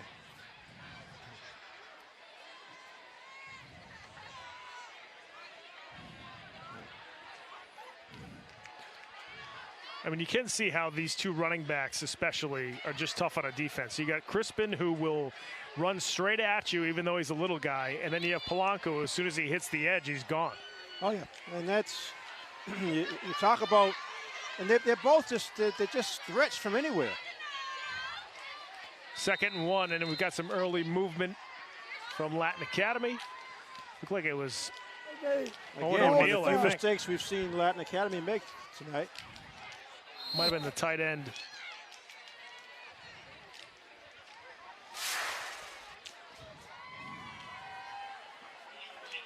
Yeah, on the left side of the line. Tackle just came out of his stance too early. Dan Amasuin. That's Crispin straight ahead. He took the direct snap. So 4-yard pickup there for Crispin. Back to a 3rd and 2 now for Latin Academy. Well, we mentioned the Boston Latin crowd on this side of the stadium. There's a huge crowd on the other side. That's right. Latin Academy. I can't remember the last time that side of White Stadium was that full. It's usually this side that fills up first. Years and years, maybe one of the Thanksgiving games, but it would be a long time ago.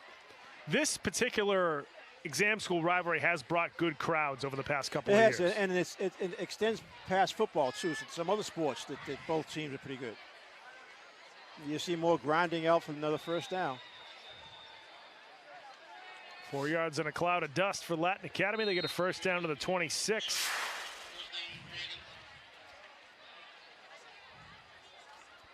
It shows you how week to week, people always talk about week to week in the NFL, pro football, and somewhat in college, but this is a perfect example of how it's definitely week to week. You talk about Boston Latin team.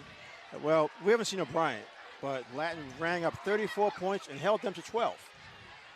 And here they are, they're really getting smashed. Polanco again hitting the edge, spins off a one tackler, is wrapped up right around the 18-yard line.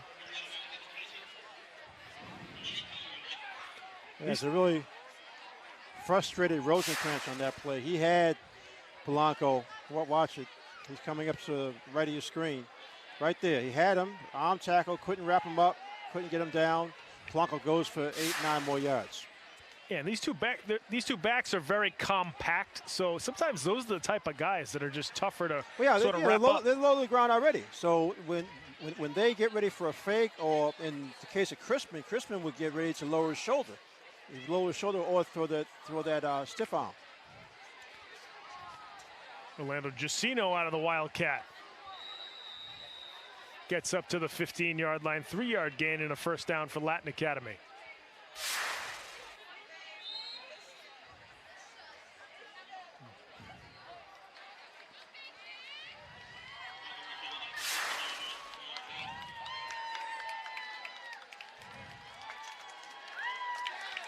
Clock continues to wind down, under 6 minutes left to go here in the third quarter.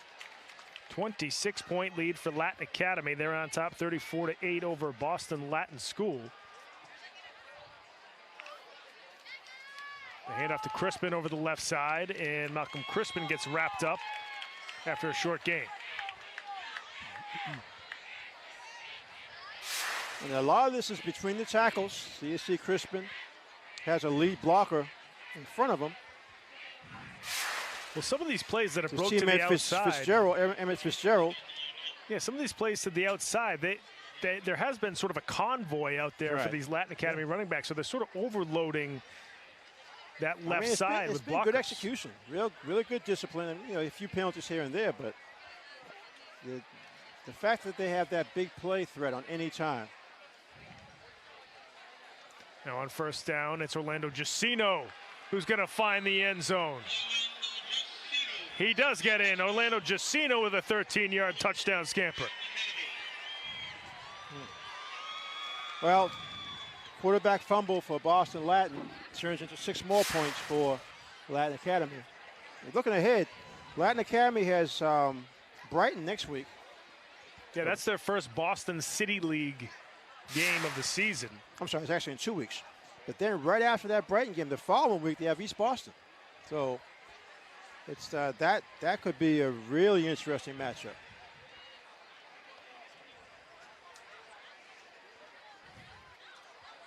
I'm just thinking back to, the coaching staff of Latin Academy, thinking before the season, we might be some rebuilding, maybe some growing Especially pains. after the spring, you just didn't know. And here they are. What it was going to be like. With this kind of start.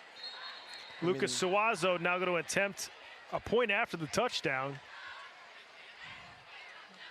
See if the Dragons convert. Well, it's a good time to try it because you never know, especially with the playoff system we have in Massachusetts. You may need the place kicking, especially for a field goal. O'Neal the holder, Suazo boots it through. Okay.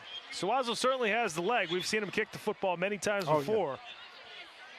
Sometimes it's more about the execution of the snap and hold, and you had it right there for the Dragons. They're now on top 40-8 over Boston Latin. Make that 41, excuse me. Yeah. Got to count that extra point. And then for Latin, they have South Boston and Burke next week, and then they go into their dual county schedule. That's right. Playing Weston, South, Newton South, and Bedford before Thanksgiving, the traditional game with English. But Latin Academy, they're setting themselves up for a really good season.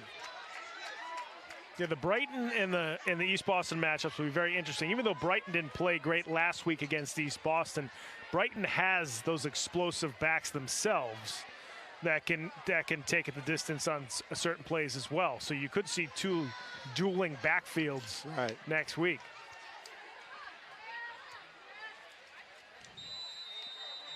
Dragons set to kick off.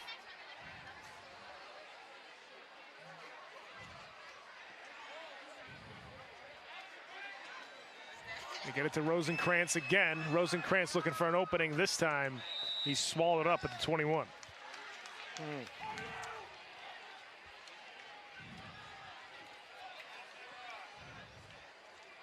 Try a little trickery on that one as they made a handoff after it was caught by Chow. Chow caught it, then handed off to Rose.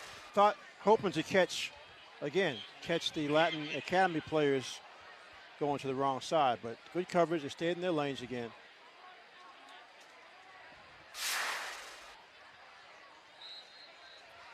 So Boston Latin back out there, looking to put a drive together. The offense has still not scored a touchdown. The handoff to Power here on first down, and Eric Power fights forward for 2 yards.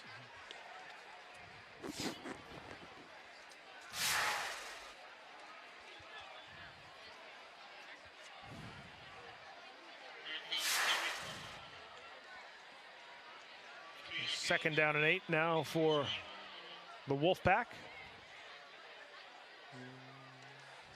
Yeah, I was just surprised. 41-8. Wouldn't have expected this type of a score.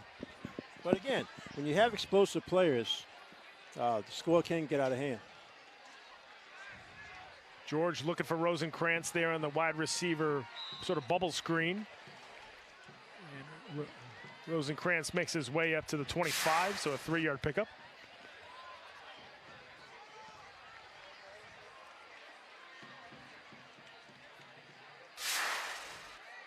Maybe it's the new uniforms, huh? Could be. I'm telling you. Yeah, you feel good. You look good. You feel good. You play good. Yeah, sure. I like the yellow stripe up the pants. Right, the stripe, cool. Plus, it's almost like the numbers are like iridescent or something. Yeah. Third down, George over the middle's got Oh. Chow. Oh, and he dropped the football. That was one of the easiest catches for Chow tonight, and he just couldn't hang on to it. That was just a good point. He's made some tough catches. He has. That definitely was the easiest one he's had so far. George put it right on him. That's one where Chow was thinking about catching it, but also thinking about how many more yards can I pick up. Yeah, I'm sure he would. I mean, he split the defense. Good job by George to get it in between.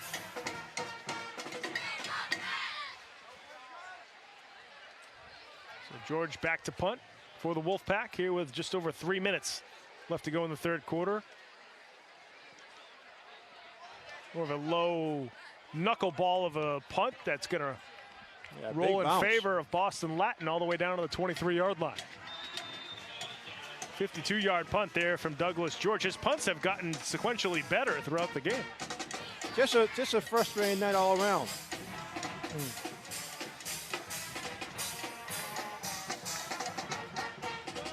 I think for Boston Latin School, too, you're looking at Douglas George, and he's actually had a kind of a nice night throwing the ball. I mean, he's hitting receivers. That one should have been caught, and he's 10 for 16.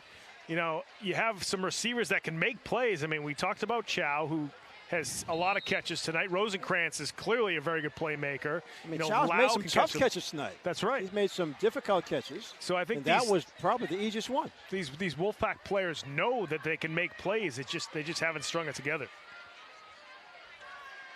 There you see Bailey Baloney back in there at quarterback on first down. Short gain. I wonder what the rest of Boston City League is going to think when they see this score. I mean, when you look at Latin Academy. I mean, they're in the same city north as East Boston. East Boston, Brighton, yeah. That could be a sort of a fight to the finish. Yeah, the Boston North is always a battle there to the top spot. On second down, it's Malcolm Crispin with the carry.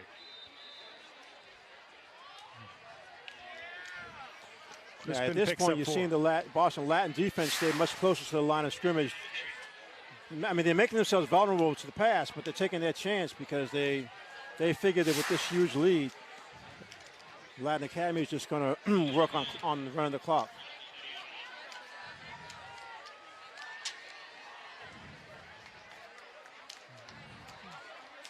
Well, when Rocco Ziza said that both his running backs are averaging 200 yards a game, I was like, that can't be right. There's no way that could be right. Now I'm seeing why that's definitely true. Well, we can say we saw it. We have evidence. 3rd and 3 now. It's Polanco to the edge. Polanco tiptoeing the sideline. How is he still on his feet? Makes his way up to the 48-yard line. 18-yard pickup there for Xavier Polanco.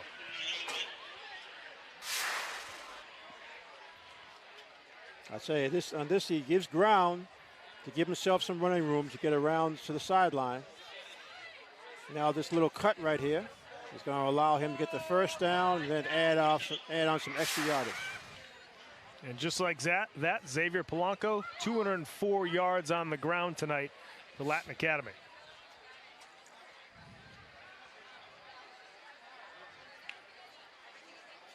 You give it to Polanco over the left side. That's where he's been most dangerous. This time, Latin School wraps him up at the 48. Well, for many years in football, coaches at all levels have always said there's just no substitute for speed. That's you right. either have it or you don't. And if you don't, and you face somebody with it, good luck. Be a tough day. Right, exactly. Because you can scheme whatever you want to, but if your players defensively can't get to the guy because the guy's just too fast, that's a game changer. And that's exactly what's happened here tonight. And that is going to do it for the third quarter here at White Stadium. Latin Academy in full command. They're on top 41-8 over Boston Latin School. Xavier Polanco has had himself a day. Over 200 yards rushing and 4 touchdowns for Latin Academy. Folks, we're going to head to break. When we come back, we'll have the fourth quarter here on Game of the Week right after these words. Don't go away.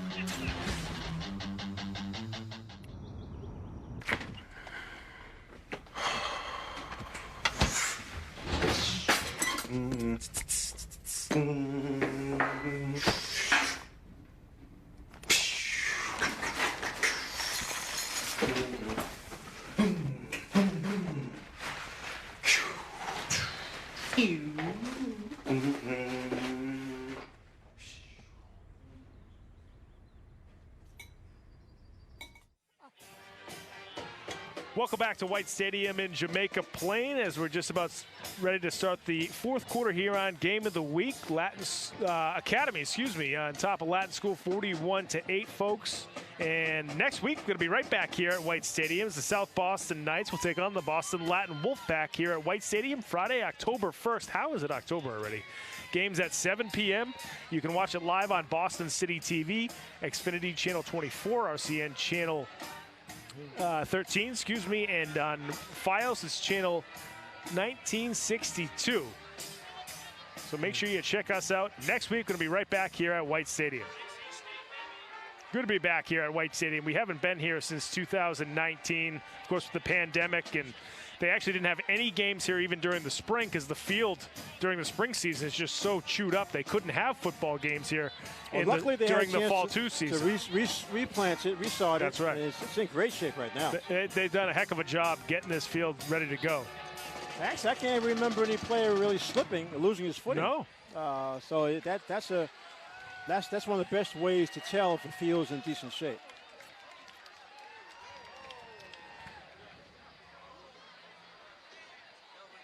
Just waiting for Latin Academy to come back on out.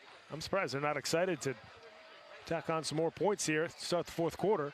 As we mentioned, Polanco over 200 yards rushing to go along with his 4 touchdowns. Malcolm Crispin over 100 yards rushing. Make that 123 to be exact, and Latin Academy looking for more. Jusino now going to take it himself out of the Wildcat on second down. And when you think about it, these plays that Latin Academy is now calling, they're designed for short yardage. They're short yardage plays, so they're clearly just trying to kill the clock. Rocco Zizek, he's got to be more than happy. When you think about, he always prepares his teams, but when you think about taking such a big lead in the first half, so that you have just full control the rest of the way. That's right. And obviously, you did that in his first couple of games. We didn't see them, but they rang up big scores. Brand new running back here for Latin Academy, and he's looking for the end zone as well. Wants to get in on the action. That was number 40 for the Latin Academy Dragons, Christopher Barrett, with a heck of a run there for the young fella. Yeah. Well, he's one of the seniors who obviously isn't in the starting lineup, but excellent job here to, like you said, he was trying to get to the end zone. That's right. He definitely had his eyes on the end zone there. 39-yard pickup there for Christopher Barrett. And now we're in the fourth quarter. The only question is how soon will some of the backup guys be able to get in, get their chance to shine in front of a big crowd. Correction, there was a 29-yard run there for Bell Barrett. And here he is again over the right side. Makes his way past the 30, right on the 30-yard line. Do they mark him down? So another 5-yard gain. Yeah, he's a decent runner, too. He needs to tuck the football in, but other than that.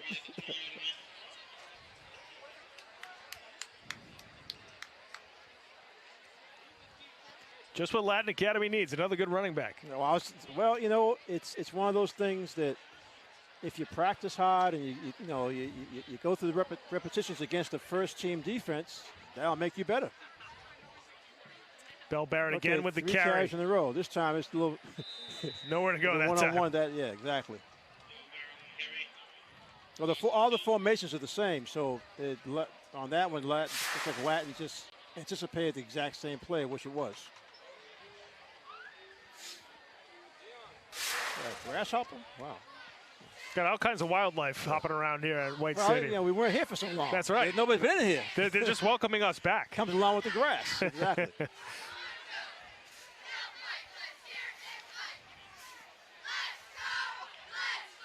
Yeah, despite the score, it seems like there's more people filing in here to White Stadium on that far side.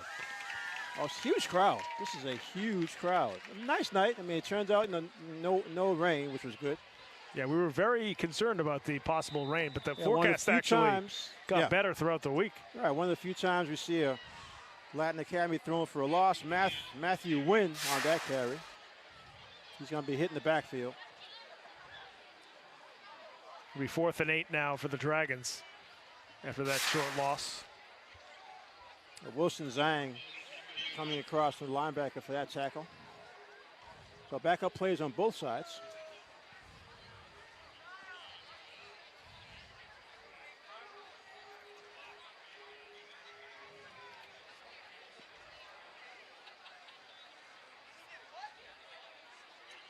Fourth and 9 now fourth and 8 for Latin Academy.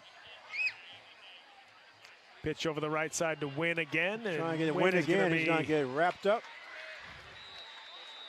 That's one of the toughest parts about being one of those players who doesn't get as much time, and then late in the game, they know you're going to run the ball because it's late in the game. And so if you're a running back and you're getting your chance, you're all excited, but the whole defense is just keying on it. So Latin School will take over after that stop on 4th down. Only the second time that Latin School has been able to halt this Latin Academy rushing attack.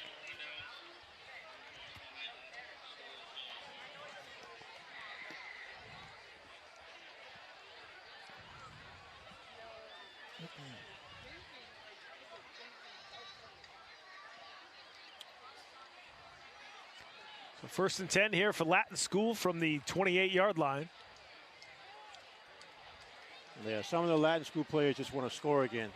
At least get in double figures, because 41-8 looks like, you glance at that and you say, that was totally dominated. Domination. That's right. I think for this offense, too, I mean, the offense did not score that touchdown, so you want to see this offense march down the field and put one in. Our sideline reporter, Seth Orensky's got a quick update for us. Seth, what do you got? Thanks, guys. It might be a 33-point game, but for Rocco Ziza and his staff, this is a very important time for them to continue building on some more depth to this team that's already incredibly strong in terms of depth. We've already seen Christopher Barrett with a couple carries. Robbie Ricard is another guy who's earned some extra minutes today. Look for him to get a touch or two here in the 4th as BLA continues to look to add to their depth, to use that later on in games against some future opponents, just in case they might need an extra ball carrier, an extra guy to make a couple of catches. Guys? Daniel Amasuan on the tackle for Latin Academy. Yeah, Daniel Amasuan coming across, the big D lineman there for Latin Academy. Thank you, Seth, for that report. Much appreciated. Rocco Ziza, yeah, he mentioned his depth, and now he's continuing to build on the depth here. Both sides of the ball. George finds Rosenkrantz at the 20, make that the 30-yard line. It's the short passing game that we've seen Boston Latin use. But tonight they just got behind so quickly. And then when they tried to go downfield, they threw at least 4 or 5 deep passes. One was picked off and others were incomplete. 3rd and 8 now for Latin School. George over the middle. Scott Chow.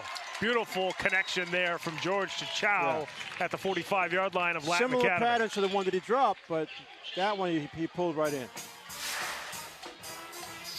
Nice pass by George. On the line. See, and that's the tough part is you're in between the two safeties. So Chow knows he's going to get hit by at least one, and in that case, by both of them. So you got to concentrate on catching it and also keeping it. Mark Chow down at the 44-yard line after the 25-yard connection from George to Chow. Latin School now in Latin Academy territory. They fake the handoff to Power. It's George now trying to find some room over the left side. Douglas George making his way towards the sideline, and he stepped out of bounds inside the 30. Gonna mark Nice him down fake at the to Power. 20. He fakes the fullback. Gonna mark him down, I believe, Then the they had 23. the entire left side. Good block by the wide receiver out on the Lau, and George does a good job. His best run of the game. Latin School's best run of the game right there, as they've not been able to get many rushing yards here in this one. 1st and 10 now from the 14-yard line. They fake to Power. It's George again. Yeah. Same play. Fakes a Power, and then go opposite. Yeah, 5-yard gain down to the 19-yard line.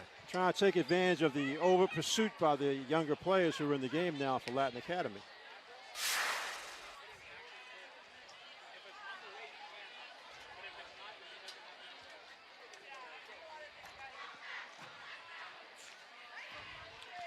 Second down and 5 now for Latin School. George gonna get wrapped up in the backfield. Douglas George sacked again. This time, number 57 for Latin Academy, Caleb Idahor coming across. Caleb just a freshman. Caleb's wow, ninth grader, 6 feet, 190 pounds. He's a 9th grader. I think Rocco Ziz is looking at him and saying, wow, how much can you grow That's in right. a couple of seasons? Get him in the weight room over the offseason. And keep that 9th grade speed, too. So it'll be 3rd and about 14 now. That's one of the other things about Latin School. You mentioned the exam schools, but these two. The athletes are able to play at a much younger age. And so some of them do get a lot of varsity experience, and more so in the football and in the hockey situations. But that's one of the advantages when you pass those exams and get into the school. You see Douglas George again looking for some running room, but nowhere to go with it. Again, that sack on the attempted pass play just has really slowed down this drive. Now they're forced to go on a 4th and long.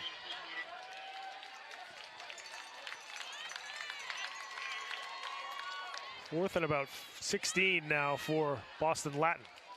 George looking for the fade ball. He doesn't have it as he threw it just ahead of Matthew. Yeah. I think it was Lau, actually. Excuse me. Yeah, it was Lau, who was that open receiver. Yeah, he actually had decent protection on that one. Took his time, but just overthrew it.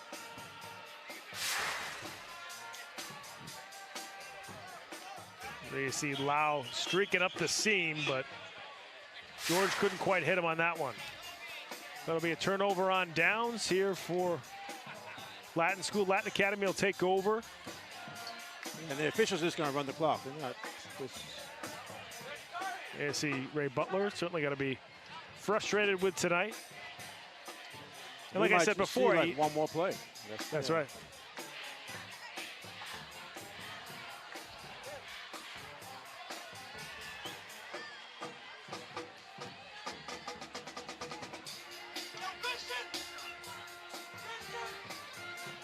So Latin Academy will improve to 3-0 on the season after this win over Latin School. And there's going to be some teams in their path that are going to be hard-pressed to try to stop this running attack from the Dragons. Well, really impressive display by Latin Academy. Really. Looks like that's going to do it here at between Latin Academy and Boston Latin, this exam school rivalry that brings a great crowd. Both teams have full cheerleading squads. That brings more folks to games as well. And just a great atmosphere here at White Stadium. And Latin Academy loves the result. They take down Boston Latin School 41-8 here at White Stadium in week 3 of the 2021 fall football season. And can't say it enough how good their rushing attack was. I mean, we've talked a lot about those two running backs who are outstanding there throughout the game, but also the quarterbacks. I mean, Orlando Jacino also had a nice game as well. That's what I was going to say. Once he came in the game, he came in very early, the very first set of downs for Latin Academy, and because he added a third running threat. That's right. And then he did a good job with ball fakes and being able to get the other players as decoys. He made a lot of yards himself up the middle because he's much bigger, 190 pounds, goes like 6 feet. So with his size, he's more of a power runner. That's right. Whereas obviously Polanco and Crispin have the flat-out speed. Yeah, no question. I mean, those two guys were unbelievable tonight, but you saw Orlando Jacino as a Wildcat quarterback. Now you got Christopher Ball Barrett, who might be getting some more time too. So you have a whole stable of guys that can rush the football here for this Latin Academy team. He's talking about depth. That's right. You always want depth because unfortunately in football you have to anticipate some injuries or other situations. Now they could prevent some kids from missing, have missed some games. So if you have some backup guys who have some experience, have gotten on the varsity fields, that's what helps you run off to a really good season. No question. And we'll see if Latin Academy can continue this run here. Now 3-0 on the season for the rest of the season. Certainly looking good so far. Folks, we're going to head to break. When we come back, we'll have our player of the game, our game-winning coach, and our final stats here from White Stadium. Make sure you stick around.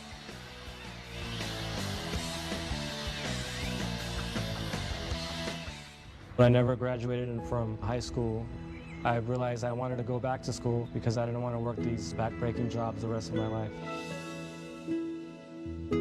With the help of my father and having my son, that was all the motivation that I needed to come back to school. I felt accomplished, made me feel that I could take on whatever challenges life throws at you. Find free adult education classes near you at finishyourdiploma.org. Honey, what I think you need is a socket wrench. I played JV basketball. I'm sorry. I don't think it looks right. This is good, and it's all good, baby. Is it really all good?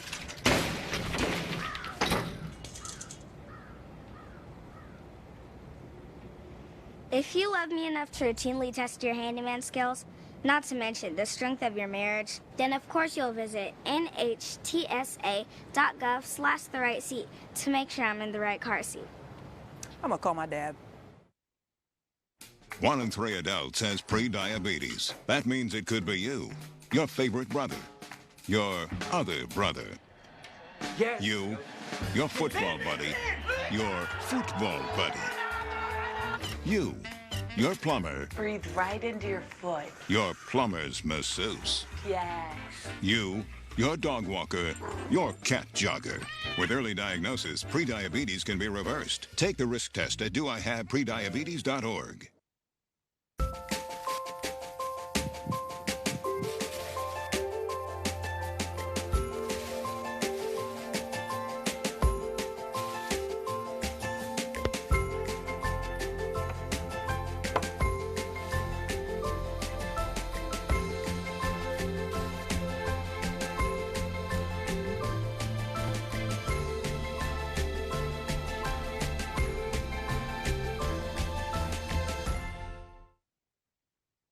When I was 10, my mom got deported. We had a difficult time, and I feel that's why I didn't get to finish school. My husband is really supportive in a way that he pushed me to go back to school. She wants to have a career so her kids can look up to her. They both keep me motivated to go to school, and they see that if I do it, like they can do it too, you know? I feel that everything's possible. Find free adult education classes near you at finishyourdiploma.org. Each year, there are more than a dozen significant tropical and winter storms that threaten the East Coast. So chances are there will be more hurricanes and blizzards near here again. And between school, sports, and social lives, chances are you won't be with your kids when it happens. Will they know what to do? Ready.gov/kids has all the educational tools and information to make the conversation easy. When the time comes, chances are they'll feel prepared, not scared. So talk with your family today. All right, Monroe, you ready?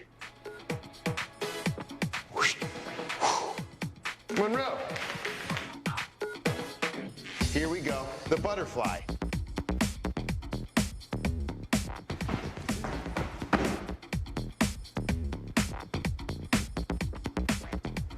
Ready? Ooh.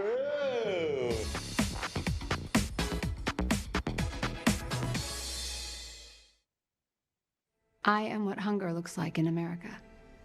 I am an 8-year-old girl who's not excited for the last day of school. Because this may be the last time I'll have lunch. Till September. I am a single father of 2 who works 3 part-time jobs, and that's still not enough to put food on the table. I was created by artificial intelligence from faces of the 1 in 8 Americans who struggle with hunger. Feeding America, 200 food banks strong. Imagine being fired because of who you love. Imagine being denied medical treatment because of who you marry. Imagine being evicted because of who you are. Millions of Americans don't have to imagine this. They have to live it. Because in 30 states, it's legal to discriminate against LGBT people. Jordan knows he shouldn't eat this entire bowl of nachos, but tonight he's earned that right. Because a few hours ago, in the middle of happy hour, he recognized a sign. Not from the gods or a bolt of lightning, but from a double heart, a kissy face, and a 4th ha in ha ha ha. That's when Jordan knew he was buzzed. So when it was time to go, he got a ride home instead of driving. Be a legend like Jordan. Recognize your buzzed warning signs and get a ride home. Buzz driving is drunk driving.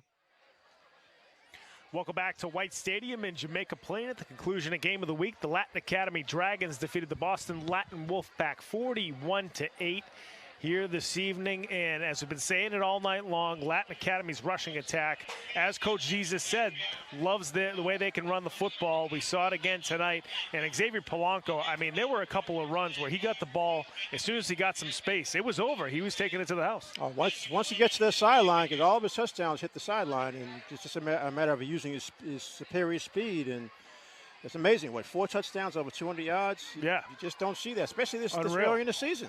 That's right. It's really unreal. That's a good description. Yeah, Polanco seems to be in mid-season form here in Week 3.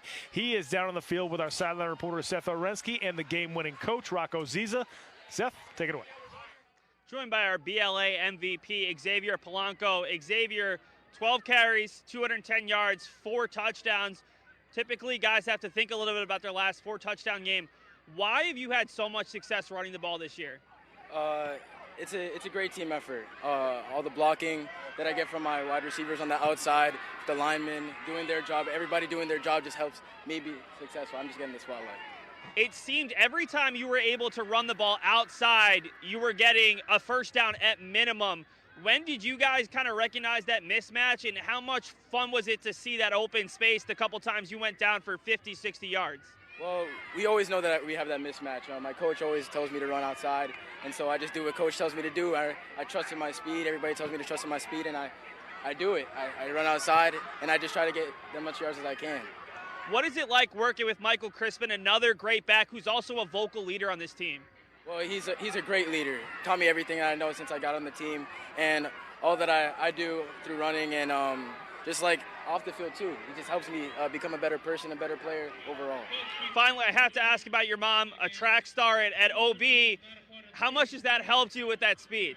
Oh, a whole lot. It's mostly genetics. I want to thank her and my dad for just blessing me with that, I guess. It's nothing from me. I just do my best to use it to the best of my ability.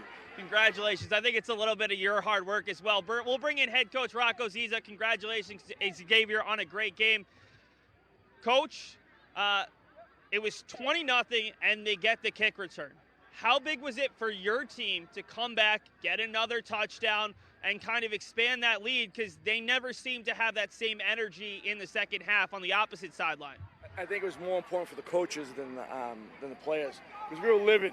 We told them no easy touchdowns, and you do a touchdown, a kick return, that's an easy touchdown. So we weren't very happy. So we're a little bit happier when we responded to that. 6 turnovers in the first half of your opener, 0 since. How big is that when you have running backs like Xavier and Michael to know that as long as you don't turn it over, you're going to be getting yards, if not touchdowns? And defense playing tough too. Yeah. So I agree. Good point. Just as long as we hold on to the ball, we'll be in every game this year. You start Boston North play next week, the next 2 weeks. Are there any things you need to tinker with, improve going into Boston North play? We still want to develop depth, because you never know what's going to happen. Crazy stuff happens. So we want to develop depth. That's the most important thing. Well, good luck with that. Right now, your starters look very good. I'm sure your backups look pretty good as well. Thanks so much for your time, and congrats on the win. Thank you so much. Guys, take it away. Thank you so much, Seth. And Coach Rocco Ziza, much happier right now than when we saw him right after that kick return for a touchdown. But yeah, I mean, he made sure he mentioned his defense, because this Latin Academy defense, this Boston Latin school can throw the ball. We've seen it. Right. For a couple of weeks now, and they did a nice job getting pressure. George did not have a ton of time to throw it down the field. Yeah, that was was the biggest thing tonight. Matter of fact, a couple of the biggest defensive plays were sacks. The one sustained drive that Boston Latin had ended on downs because he got sacked on the third down play. That was defense. And Coach Ziza knows they're the same players on offense and defense for him who are making those plays. You're talking about a running back like Crispin, only 160 pounds, playing inside linebacker on defense, making plays, chasing down. And he pressured a couple of punts on the special teams. So you just have it all, when it's all rolling like that, then you add Polanco 4 touchdowns. I mean, this team right now, their first 3 games is averaging 42 points. All right. Now, granted, 2 of the games were outside the city. This is the first city action for them, and it's not that, because Boston Latin is they play in the Dual County. So it's going to be interesting. Latin Academy has Brighton coming up, and then East Boston. Okay, the next 2 games. Those will be better indicators of what kind of a season they can have. No question. We'll see what kind of barometer, that'll be a good barometer for this team. But you don't mind 3-0. The next couple of weeks. No, I think any coach would take 3-0 so far. We're going to take a look at the final stats here from White Stadium, and first up is going to be the Boston Latin Wolfpack. Yeah, Latin just had a tough time. Most of that 105 yards in passing for George was the fourth quarter, mainly to Chow. They did have the 1 interception, which was a contested deep ball, which was thrown again. Another play by the defense of Latin Academy. Rushing George, the quarterback he ran, like you said, he was running for his life a bit there. Ended up with 17 yards, 12 official carries. Some of those were sacks. Power, not much from the fullback. He only had 4 attempts. Receiving, Rosenkrantz, 28 yards for 6 catches, and then Chow had 5 catches with 71 yards. Yeah, that's right. Chow with the 71 yards receiving. Yeah, he could have had a big one too, but he dropped that one. Latin Academy, final stats. This is different. It's almost like fantasy numbers, right? You got Jacino, 3 for 3 for 66 yards. Maloney didn't complete a pass, didn't need to. The rushing, that's where the game turned. And Polanco, player of the game we just heard from, 12 carries, 210 yards, and 4 touchdowns. Crispin, his running mate, 16 carries, 123 yards, and a touchdown. Then receiving, Suazo, he made a nice catch on a long pass, but 3 for 66 yards. didn't need much of the passing game from Latin Academy. That's His right. running just dominated everything.